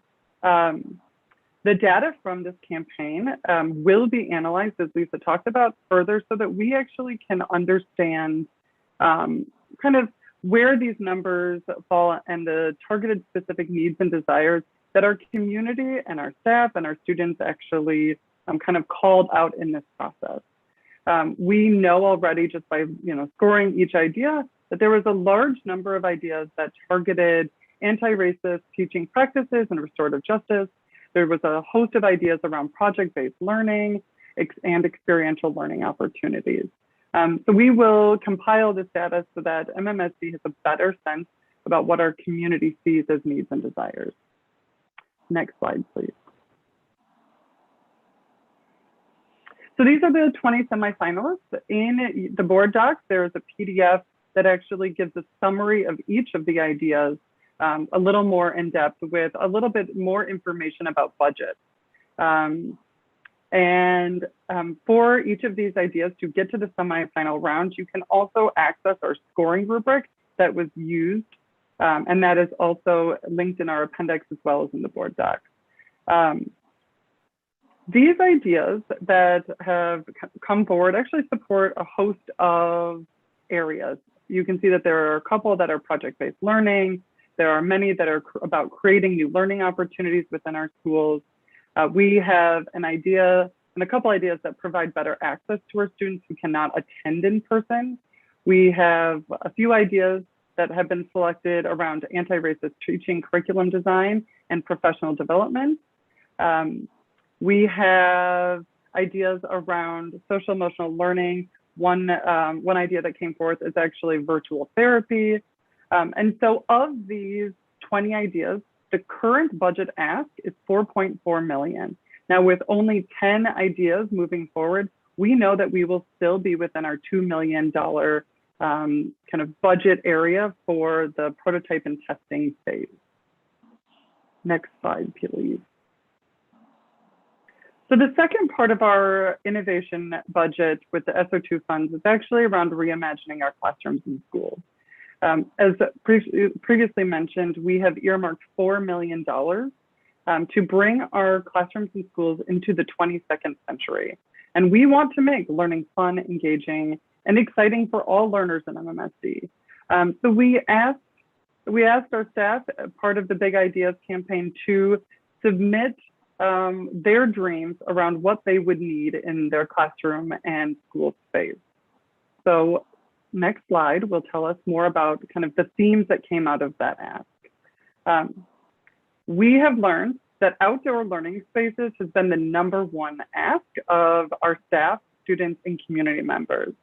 We had many ideas and requests that came in around outdoor seating and classroom spaces to bring our classrooms outdoors. We had ideas around greenhouses and garden supplies, playgrounds, walking paths for meditation and mindfulness. We had, along with that, a host of requests for upgrading Wi-Fi so that we can bring our learning outside and be more accessible so that students can be in these outdoor spaces, but still on the internet. We had a bunch of ideas around upgrading learning spaces, a host of stuff around maker spaces, STEM labs, new learning opportunities with recording studios and wellness centers. We had ideas that came in and requests around flexible seating, new desks, new chairs, whiteboards for students, a bunch of those resources that will really bring a robust learning environment and a flexible learning environment. On top of that, there was 11% of our requests were around interior design. They wanted to make their classrooms and their schools bright, exciting places to bring in our community artists from Madison and to make murals with our students. There was a lot of requests to actually fund bringing in art and posters and different interior designs that actually are connected to our community members of color and to make our classrooms and schools much more culturally relevant. Then there were ideas around STEM supplies, different, again, maker spaces supplies to really increase and accelerate learning in that space. And then finally, libraries. That was our next bucket about more books, but not just any books. Schools want books written by diverse authors and stories that highlight and showcase the brilliance of people of color. So those were the ideas that came out. We are currently working towards budgeting these requests to figure out which of these items will be funded within our schools. Next slide, please. Here's the appendix for those resources that I mentioned earlier, and I will open it up to a discussion. Thank you, Leah. Before we dive into our discussion, I wanted to invite Ollie, if you're up for it, to take a few minutes. You're the liaison between the board and this team, and I wondered if you could fill us in a little bit on keeping the board in the loop. Chris, I don't know if you mean to be muted, but we can't hear you. Oh.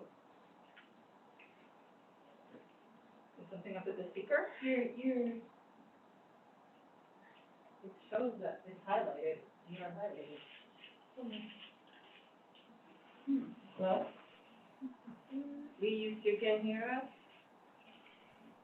This is Kelly. I was Yes. able to hear you, and I'm on the Zoom. I haven't done anything different. Okay, I'll try to speak louder. Sorry. So I wanted to invite Ollie as the board liaison to this team to just say a little bit about keeping the board in the I loop. think we have lost sound. No, I think Lee can't hear us. But everybody. Lee, I think, Lee, can you hear me? Okay, I'm gonna text her on the side in here. Okay.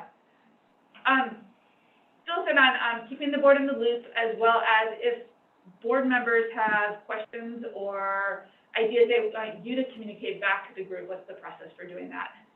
Thank you so much for opening up space for that, Chris. I think, first and foremost, I want to thank the team that came together to do this, particularly our teachers who are part of this, so Natasha Sullivan and Iris Patterson, because this really served as an opportunity to give educators a say in our budget. I also want to recognize that this was done incredibly rapidly. And so not only were we, making space for our educators to participate, but we were also giving a very tight timeline. And that timeline overlapped with schools reopening, and we were still able to engage really large swaths of the community and the vast majority of our schools. I think in moving forward, I'm excited to hear from board members this evening. I'm excited for the folks doing this work on ESSER2 to hear from board members this evening. But if you have specific requests for me as the liaison between the board and this group, I ask that you send them to not just me, but the entire board in email. That way we can be aware of how one another are asking questions and looking at this process. I will say I think it's a tremendous benefit to have a board member, whether it is myself or someone else, collaborating and also just listening in on how this work takes place, to have a greater sense of how we as a board can contribute, and how we as a board can engage transparently with our community to the greatest possible extent. Thanks, Ollie. I'm really grateful that you're serving in this role and emphasizing transparent communication, because that's so important as we move towards June decisions about this funding. On that note, I'd like to open it up to anyone who has questions, comments, or discussion items. Chris, I have my sound back.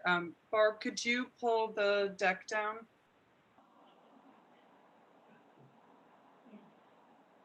Thank you. Thank you, Ollie.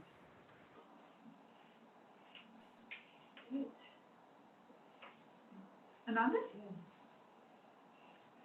Thank you so much for this presentation. This is really exciting. I have a couple of questions. I'm wondering, I know you're gonna give some more data to us at some point of what you have learned, but was there already any signs or flags around accessibility to both the campaign or how to create a proposal or how to submit the proposal that your team have identified?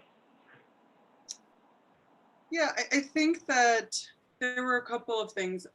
One, allowing staff PD time on the Monday that we opened this campaign. We asked principals, actually in the previous week, to give time for their staff to actually collaborate and come together to submit ideas. And we found that to be incredibly successful. The schools that we know really worked, and they had set time aside for teachers to come together and students to come together, really helped to create very robust proposals. They also had the time then to work with community partners. We had a lot of proposals that came from schools and UW-Madison, schools in the Children's Museum. We had, so we saw schools working together, which was really fantastic. And so I think creating that space on a day that staff could really think about it was really important. I also want to call out that one of the ideas, actually two of the ideas that have come forward are student ideas. And they worked in collaboration with MMSD staff. Thank you so much. I have a couple of other questions. One is, are there any of those strategies that have been recognized or there's a suspicion? Suspicion is not a good word. There might be, let me try asking this again, I guess. Are there any of the proposals that their benefit could generate a cost savings for the district? That is a great question. I mean, I think that there's always an opportunity cost in some of these ideas because one idea could really transform a school. And so the cost that you put into it could mean that other ideas that we are spending money on aren't necessarily needed anymore. And I think that that's part of actually what we are looking for in the fall when these ideas are tested, is that not only are students desiring them, but what are the feasibility and viability of these ideas long term?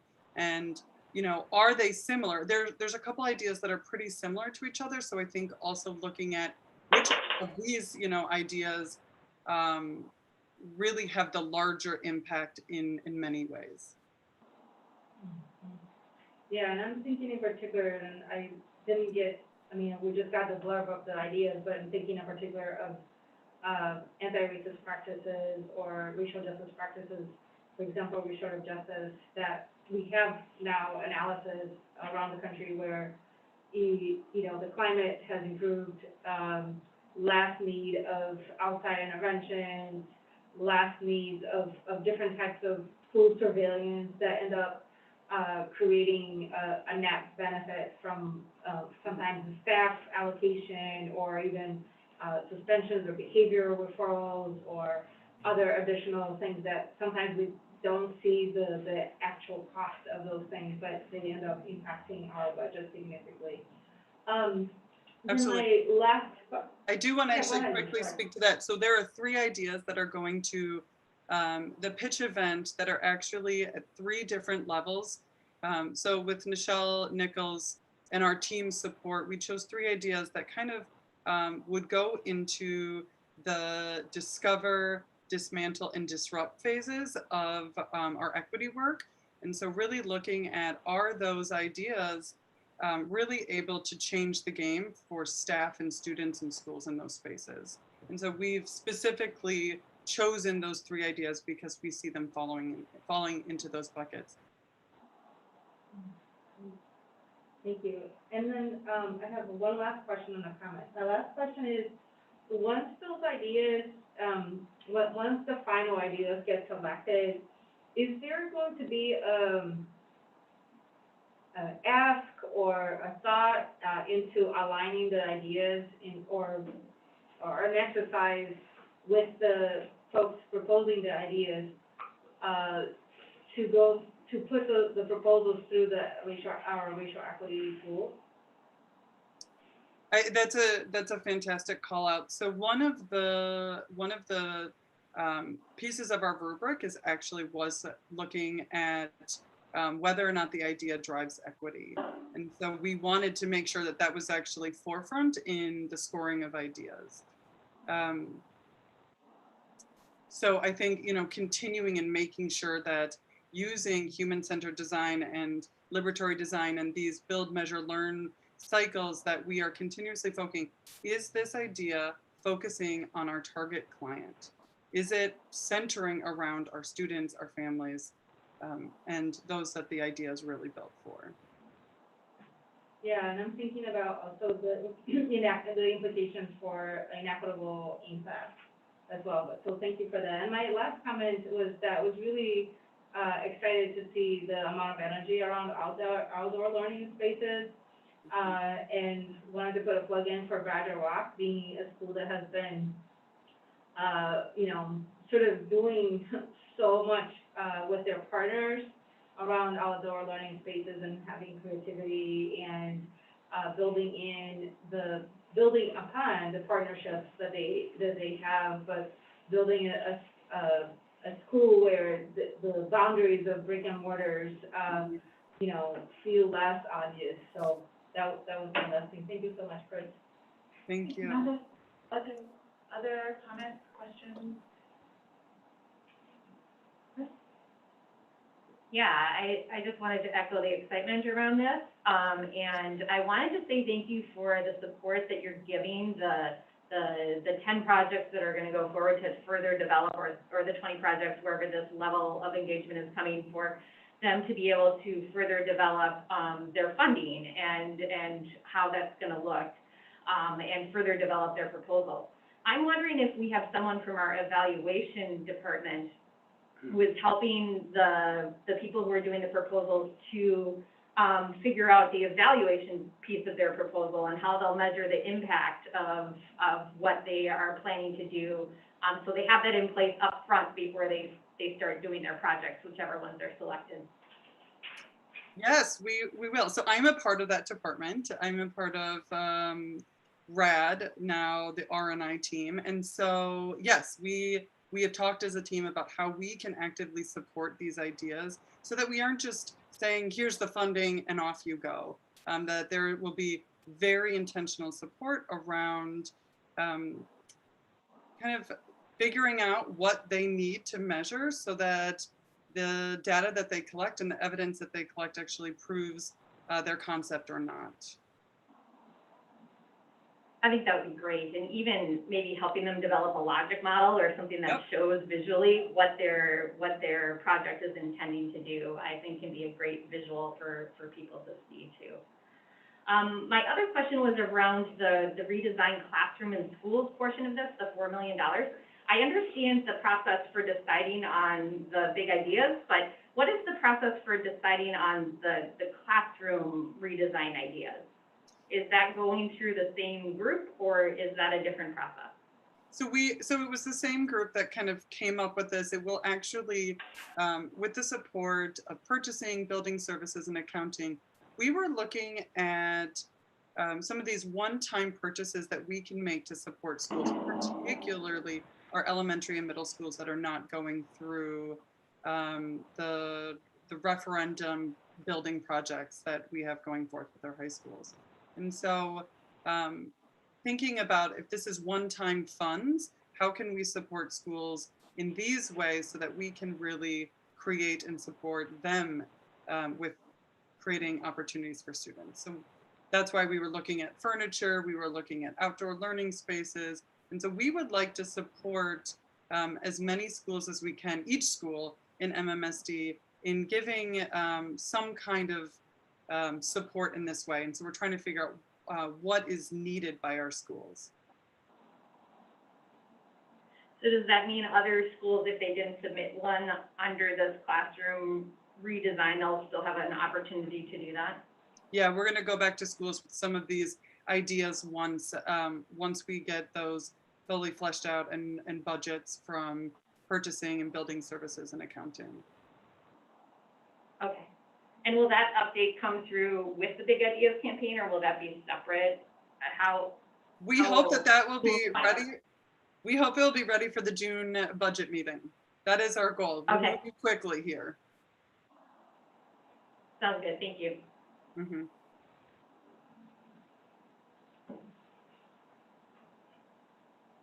I did want to highlight something that Maya had mentioned quickly about partnerships, and just that we had many submissions actually in partnership with our schools, and so that there is a commitment with our community partners to actually do this work together, and that has been a really exciting part of this work.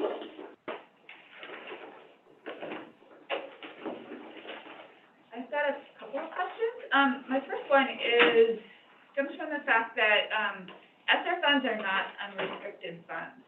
There's a lot of federal laws and a lot of detailed guidance on how ESSER money can be spent.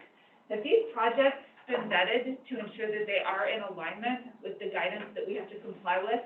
And if they haven't, at what point in this process will they be vetted to make sure they're in alignment with ESSER guidance? Great question. I'm sure Liv can speak to it, but we wanted to make sure we gave the guidelines out before they submitted it. So Liv, you want to speak to that as well? So I just want to give Jennifer Waldner a huge thank you for her work in this process. So we worked very closely with her in kind of telling us what the stipulations were of this money. But then every single idea that moved, that we thought was a really solid idea, that were high ranking in our scoring, actually went to Jennifer, to Ruth and Ross in accounting, to building services, to legal, to HR, and they actually checked for the feasibility of each of these ideas so that any of our finalists that came through was ready to rock. And for the benefit of this discussion, and a new board member, Jennifer's role is what? She is, okay, I'm gonna see if I can get this correctly. State and federal grant. That was really close. Thanks, Lee. I am the Director of State and Federal Programs. Mhm. Thank you. And Jennifer is a very valued member of this team. We could not have done this without her. She intimately knows those grants, the ins and outs. She collaborates with Ruth, our grants accountant in the budget office. And of course, Ross, who makes sure all our T's are crossed and our I's are dotted. So we have a powerful budget team that makes sure we are in compliance with all of the details around the ESSER funding. Thanks for that important clarification. My second question is, I just want to make sure we're all really clear on what board decision points look like for this program. Is this just coming to us as part of the June vote on the budget book, or will there be some separate action on the part of the board to approve the building projects and or the big ideas projects? I'll take that, Chris. So it'll be built into the June budget book, and it will be approved as part of that process.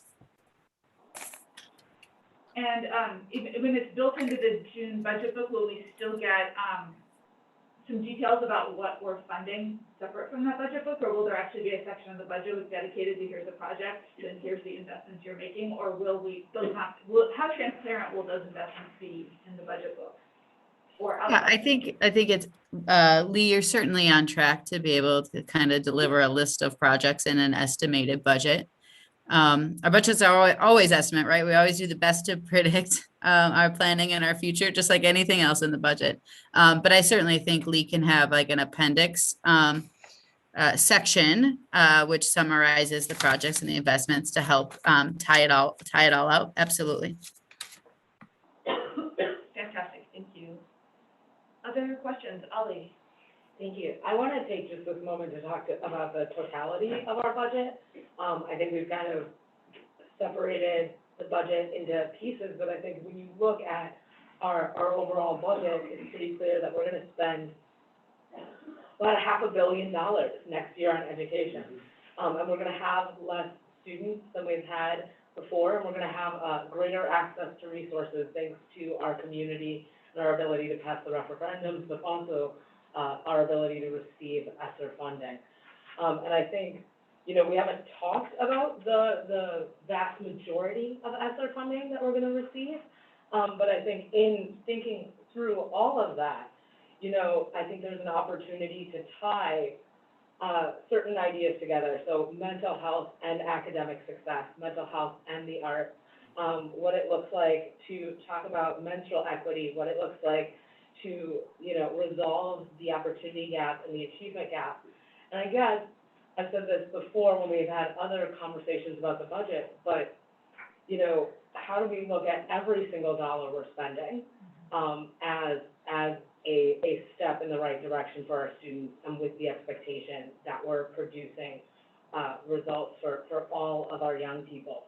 And so I think tying together the different pieces of this budget, the different equity strategies, which include, how we fund compensation, which include how we utilize this next 3 years of ESSER funding to produce the best results for our students, is something we have to be able to articulate as a board. And so I think,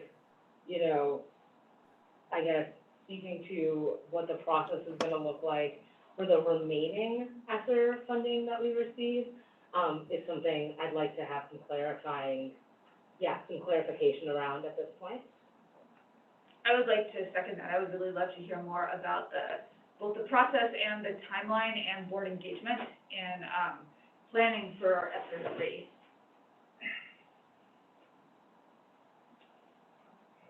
That is definitely something that we could also provide you along with the process. And let me just give another context to these dollars that came from the federal government, and I think, Ali, you did a great job of even talking about how we tie them all in. The intent from the federal government was to give us additional dollars to address some of the challenges that came up by COVID-19. We received these dollars, very little guidance initially, and then they gave us guidance for 1, 2, and the guidance, we're still waiting on it for 3. Very sharp turnaround from the time we get these dollars, and that's how we came up with when we met as a cabinet, and Lisa and Jorge and the Rocket team came together. We thought like, wow, to turn this around so fast, we couldn't do it by ourselves, so we needed to get involved. And so I think the involvement of the Rocket team has just been phenomenal. There's no way. Some of my colleagues now are struggling to come up with ideas with their teams, and we came up with this Rocket process. Well, Rocket process is already here. We're just utilizing it.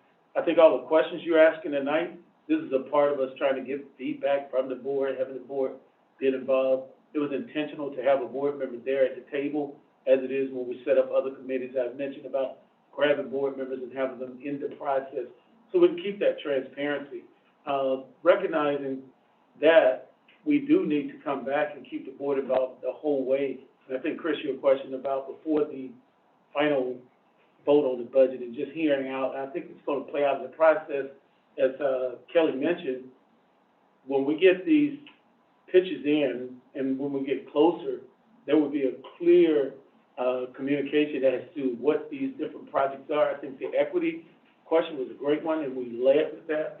And I think this reflects our values of what we've been talking about, but it just put it on, for lack of a better term, steroids for a moment, though we realize it's one time, but we did try to do many things that can impact our district. And I love the whole outdoor learning environment. We've been talking about that since I arrived here.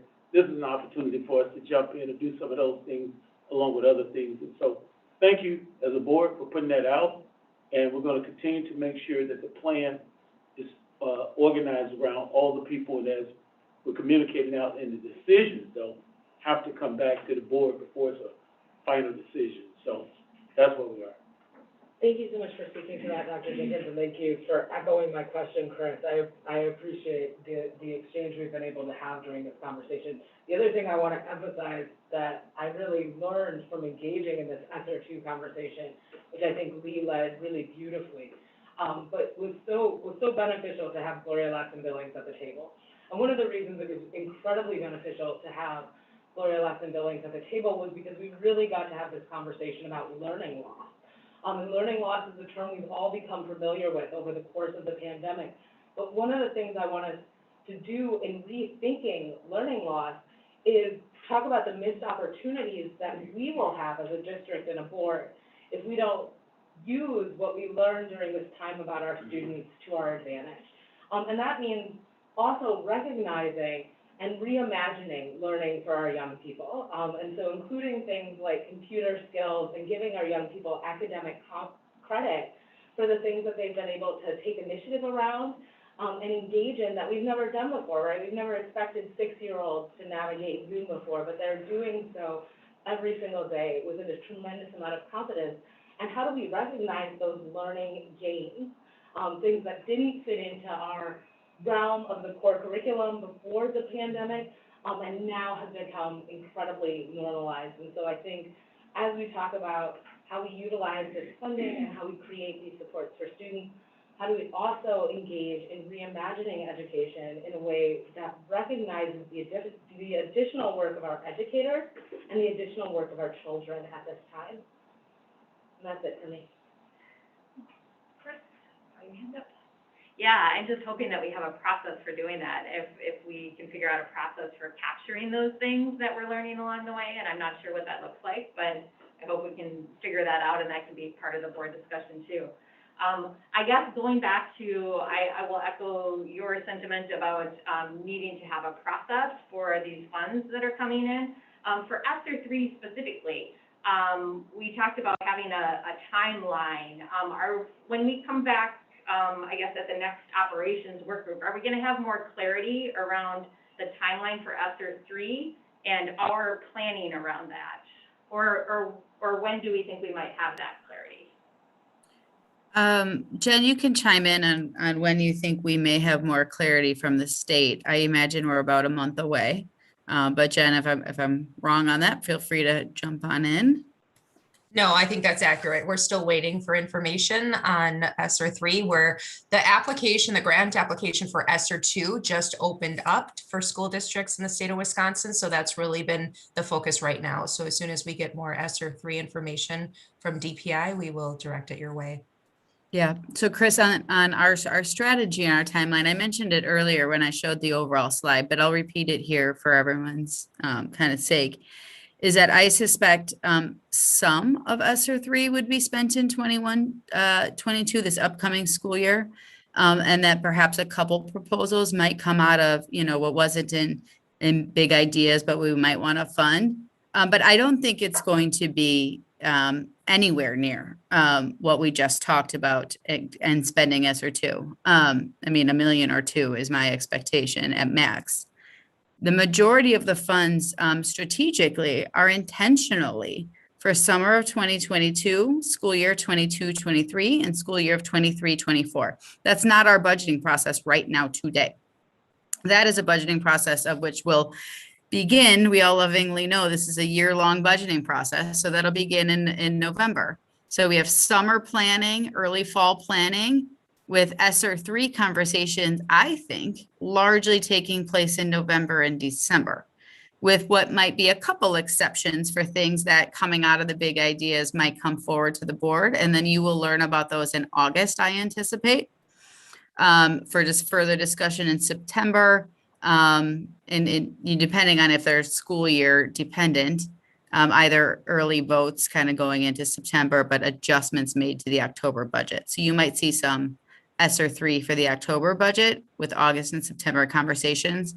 But I think those will be really targeted ideas, not this big list of stuff. It'll be targeted ideas that come out of all this other work happening right now for October. And then you'll move into the next year budgeting cycle process with ESSER 3 available for budget balancing purposes.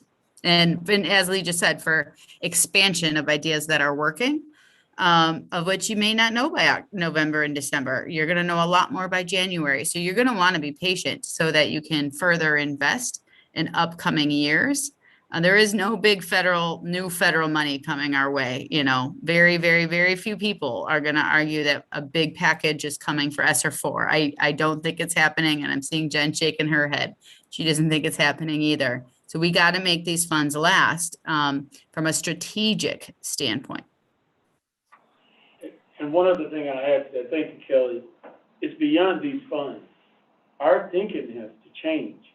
And what I'm loving out of this whole thing, not the money we're getting, but the ideas. Because if we're talking about transforming education, some of the ideas that didn't even get accepted are worth us going back and vetting and seeing what are the possibilities.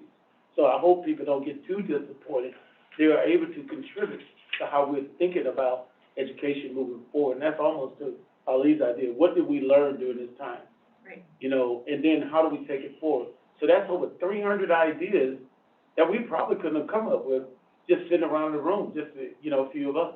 Right. So I thank the community and everyone for participating in the process. This is huge. Right, and I hope there'll even be another entry point if we're talking about for ESSER 3 dollars, because it really was an 8-day window of opportunity, and if people didn't have the opportunity during that 8 days, we should have another input into the process as we go forward, and another sort of wave of ideas is considered. I just hope there'll be another input point. And I just want to emphasize, it was so short, the state gave it to us, and the turnaround. Yeah. And we were like sitting there as superintendents going like, really? Really? But, everybody's making it work. But when I was saying rethinking, we have to rethink our general fund budget and reflecting our value and how we use that down the road. This is just one-time dollars. I can't emphasize that enough. Right. Just one-time dollars. But I just want to say thank you for clarifying the ESSER 3 timeline. That helps a lot too, because I don't feel like it's going to be the same crunch and the same constricted time period that we were having to make such fast decisions. So I think we can be more strategic about how we approach it. And I look forward to the board being part of that conversation. Yep. So Vicki Miles first. Oh, I'm sorry. No problem. So I was just going to say in the heat of the conversation, I think that when we're talking about reimagining schools, we can also reimagine the way in which we get the input. And so not always having input tied to dollars. And so when we get money, then let's go to the community and ask them what they're thinking.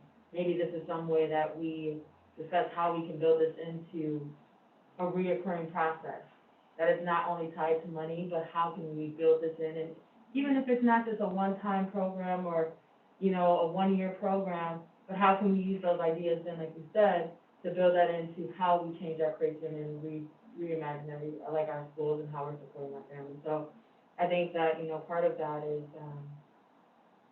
the largest team, so.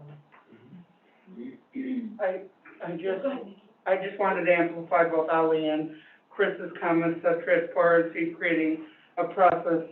One of the hardest things as a board member is wanting to have a role in it, wanting the community to have a role in it, but then not voting on it or having a view, but not really always being able to say it. So I think that even though God knows you're going to hear me whether you like it or not, it's just one of those annoying parts of my character that you've all come to know and love.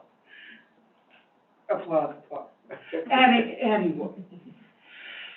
But the problem being is that $9 million is a lot of money. Ali has done an amazing job working with people on an incredibly short timeline that the board could not turn around that fast.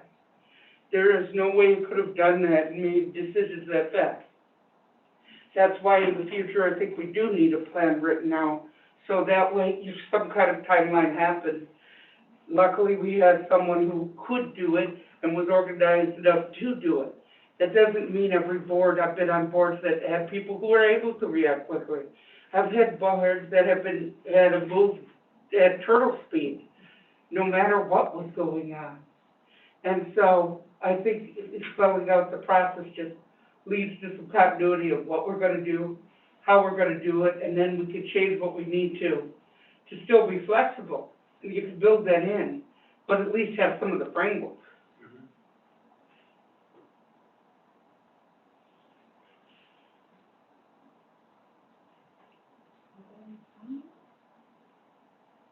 Maybe just to close it out, I would like to, you know, kind of build on what Maya had to say. From what I've read about ESSER 3, community schools will be an allowed use for ESSER 3 funding. And I would love to see us do some thinking about how we take this idea of innovation and big ideas and tie it to the notion of how do we create sustainable community schools in MMSC by actually allowing the community in those schools to come up with ideas about how we expand the school to embrace the community. I think it's a great opportunity for us to make community schools work even better and to have some seed money to do that. So I just wanted to put that out there now as we move towards thinking about ESSER 3. What you said, Maya, just made me really think about, like, community schools as an opportunity to put our money where our mouth is and actually engage the community in shaping our schools and not just getting served at our schools. Christopher, Kelly, can I ask just one quick question? Can ESSER money be used on ADA accommodations if some of our ramps, for example, are no longer up to code, et cetera? Jen, that's a gray area, Nikki. Right. Sorry. It's just hard. It's hard to tie it to the fact that it's due to COVID, right? If we have historically under facilitated facilities, we would take those kind of ideas to DPI, who would kind of give us a heads up ahead of time if it's likely to be approved. There's a lot of eyes on capital investments, and so we do need to be careful. Is that fair, Jen? Yes, yep. Just trying to think outside the box. Yep. Ollie, did I see your name? No. Okay, Amanda? Okay. All right. With that, Kelly, do you want to just take a minute to talk about next steps? Yeah, I thank you. I was hoping we'd forget. Barb, there was one last slide that we didn't cover on my slide deck. I'll just talk to it for kind of everyone's sake, which is, Chris, as mentioned, we're entering the process of what is kind of budget amendment season. So we expect in any given year that there shouldn't be that many budget amendments, and that is because We work with you directly in and out from November forward to make sure we understand your plans, your vision. We set goals together, we set guiding principles together, and we check in every single month to make sure we're on the same page. But to the extent that a board member may have a budget amendment, we are asking them to be submitted by May 27th. We'll go through the same process as we did last year, and we will put that out to the board to make sure everyone has it via weekly update as well, which is essentially that if you do have an amendment to the budget, you would give us kind of the name of that amendment, the reason why, your estimated kind of dollar amount, and where you might suggest that the budget be not, if it's an add to the budget, where you would recommend it is funded from, because we have a balanced budget. We can't just add to the budget. Every add would also mean a subtraction somewhere else. So just, it's a really basic process. We'll put it out in the update. That then gives our budget and instructional team a chance to look through your amendments between the 28th and June 4th. We'll check those budget assumptions. We'll check funding sources to make sure what you're suggesting is kind of legal and align with our funding ability. And then we will put a response out to the board. Any amendments that still stand after we respond would go into the June operation work group for full board discussion. It would not be unusual that a couple ideas might come forward and we all talk through it. And by the time we hit the June operation work group meeting, they're no longer out there as a proposal. But any that are still left, we'll talk about in the operation work group. With the obvious goal of them being really resolved by the time we hit the end of the month. If there's kind of support between the administration and the board, we would just build it into the June budget. If not, that then would kind of be up to that board member to decide what to do after the June operation work group, whether it's an adjustment on stage or not. By the time we get to the June budget on the 28th, it is virtually impossible to make adjustments on stage that we do not know about. This is a very complicated budget, very complex, and last minute amendments on the stage usually only create for bad budgeting at best, but errors in our budget or in our overall process kind of at worst. So we do want to make sure that we kind of stick to this kind of timeline and process so that there are no new surprises by the end of the month of June, but that we can at least prepare for them. So Chris, I hope I've covered what you're looking for. If not, let me know. Is there any final questions about anything we talked about tonight? Yeah, I guess I would ask around staff reduction, because we've talked a little bit about this, kind of leaning into Maya's earlier question. What percentage of staff reduction is coming from our schools and our buildings versus what percentage of staff reduction is coming from central office? Yeah, so the budget book has a table, actually two tables that provide all of that detail. As a reminder, we are down 3.8% in student enrollment. Student enrollment is then the direct driver for our class size policy. So 0.7% is the overall reduction in staff. And by far and away, the majority of that are reductions at the school level because of the formulas driven by a per student ratio. Central office, as you know, just went through an org chart, and the main goal, reorg, and the main goal of the reorg was to ensure that we're not adding more positions to central office as much as we were repurposing and realigning work streams. So the only new adds at central office are really related to the equity projects that you all invested in, which is the full day 4K. There's two positions there that were part of your equity investments. And then there was the one virtual program leader under TJ McCrae's office. Those are kind of the only three ads that were part of your equity projects. Otherwise, there's a lot of movement, but no overall reduction at central office other than the reorg itself. At the school level, it's mostly general education reduction and alignment with the enrollment loss. And then increases at counselors, as you saw, using federal funds, increases in social workers, increases in nurses. And we have the ads of the 4 restorative justice individuals as well. So overall, our student to staff ratios at the school levels will improve because with the ads that we have at the school level and the small amount of reduction at the general ed level, we're kind of far outpacing the enrollment loss on staffing overall. Thank you so much for speaking to that, Kelly. Mhm. Anything else? All right, would someone like to make a motion to adjourn? So moved. Second. All those in favor? Aye. Aye. Vote passes 7-0. We are adjourned. Thanks, everybody. Good discussion tonight. Yeah, great discussion, great question.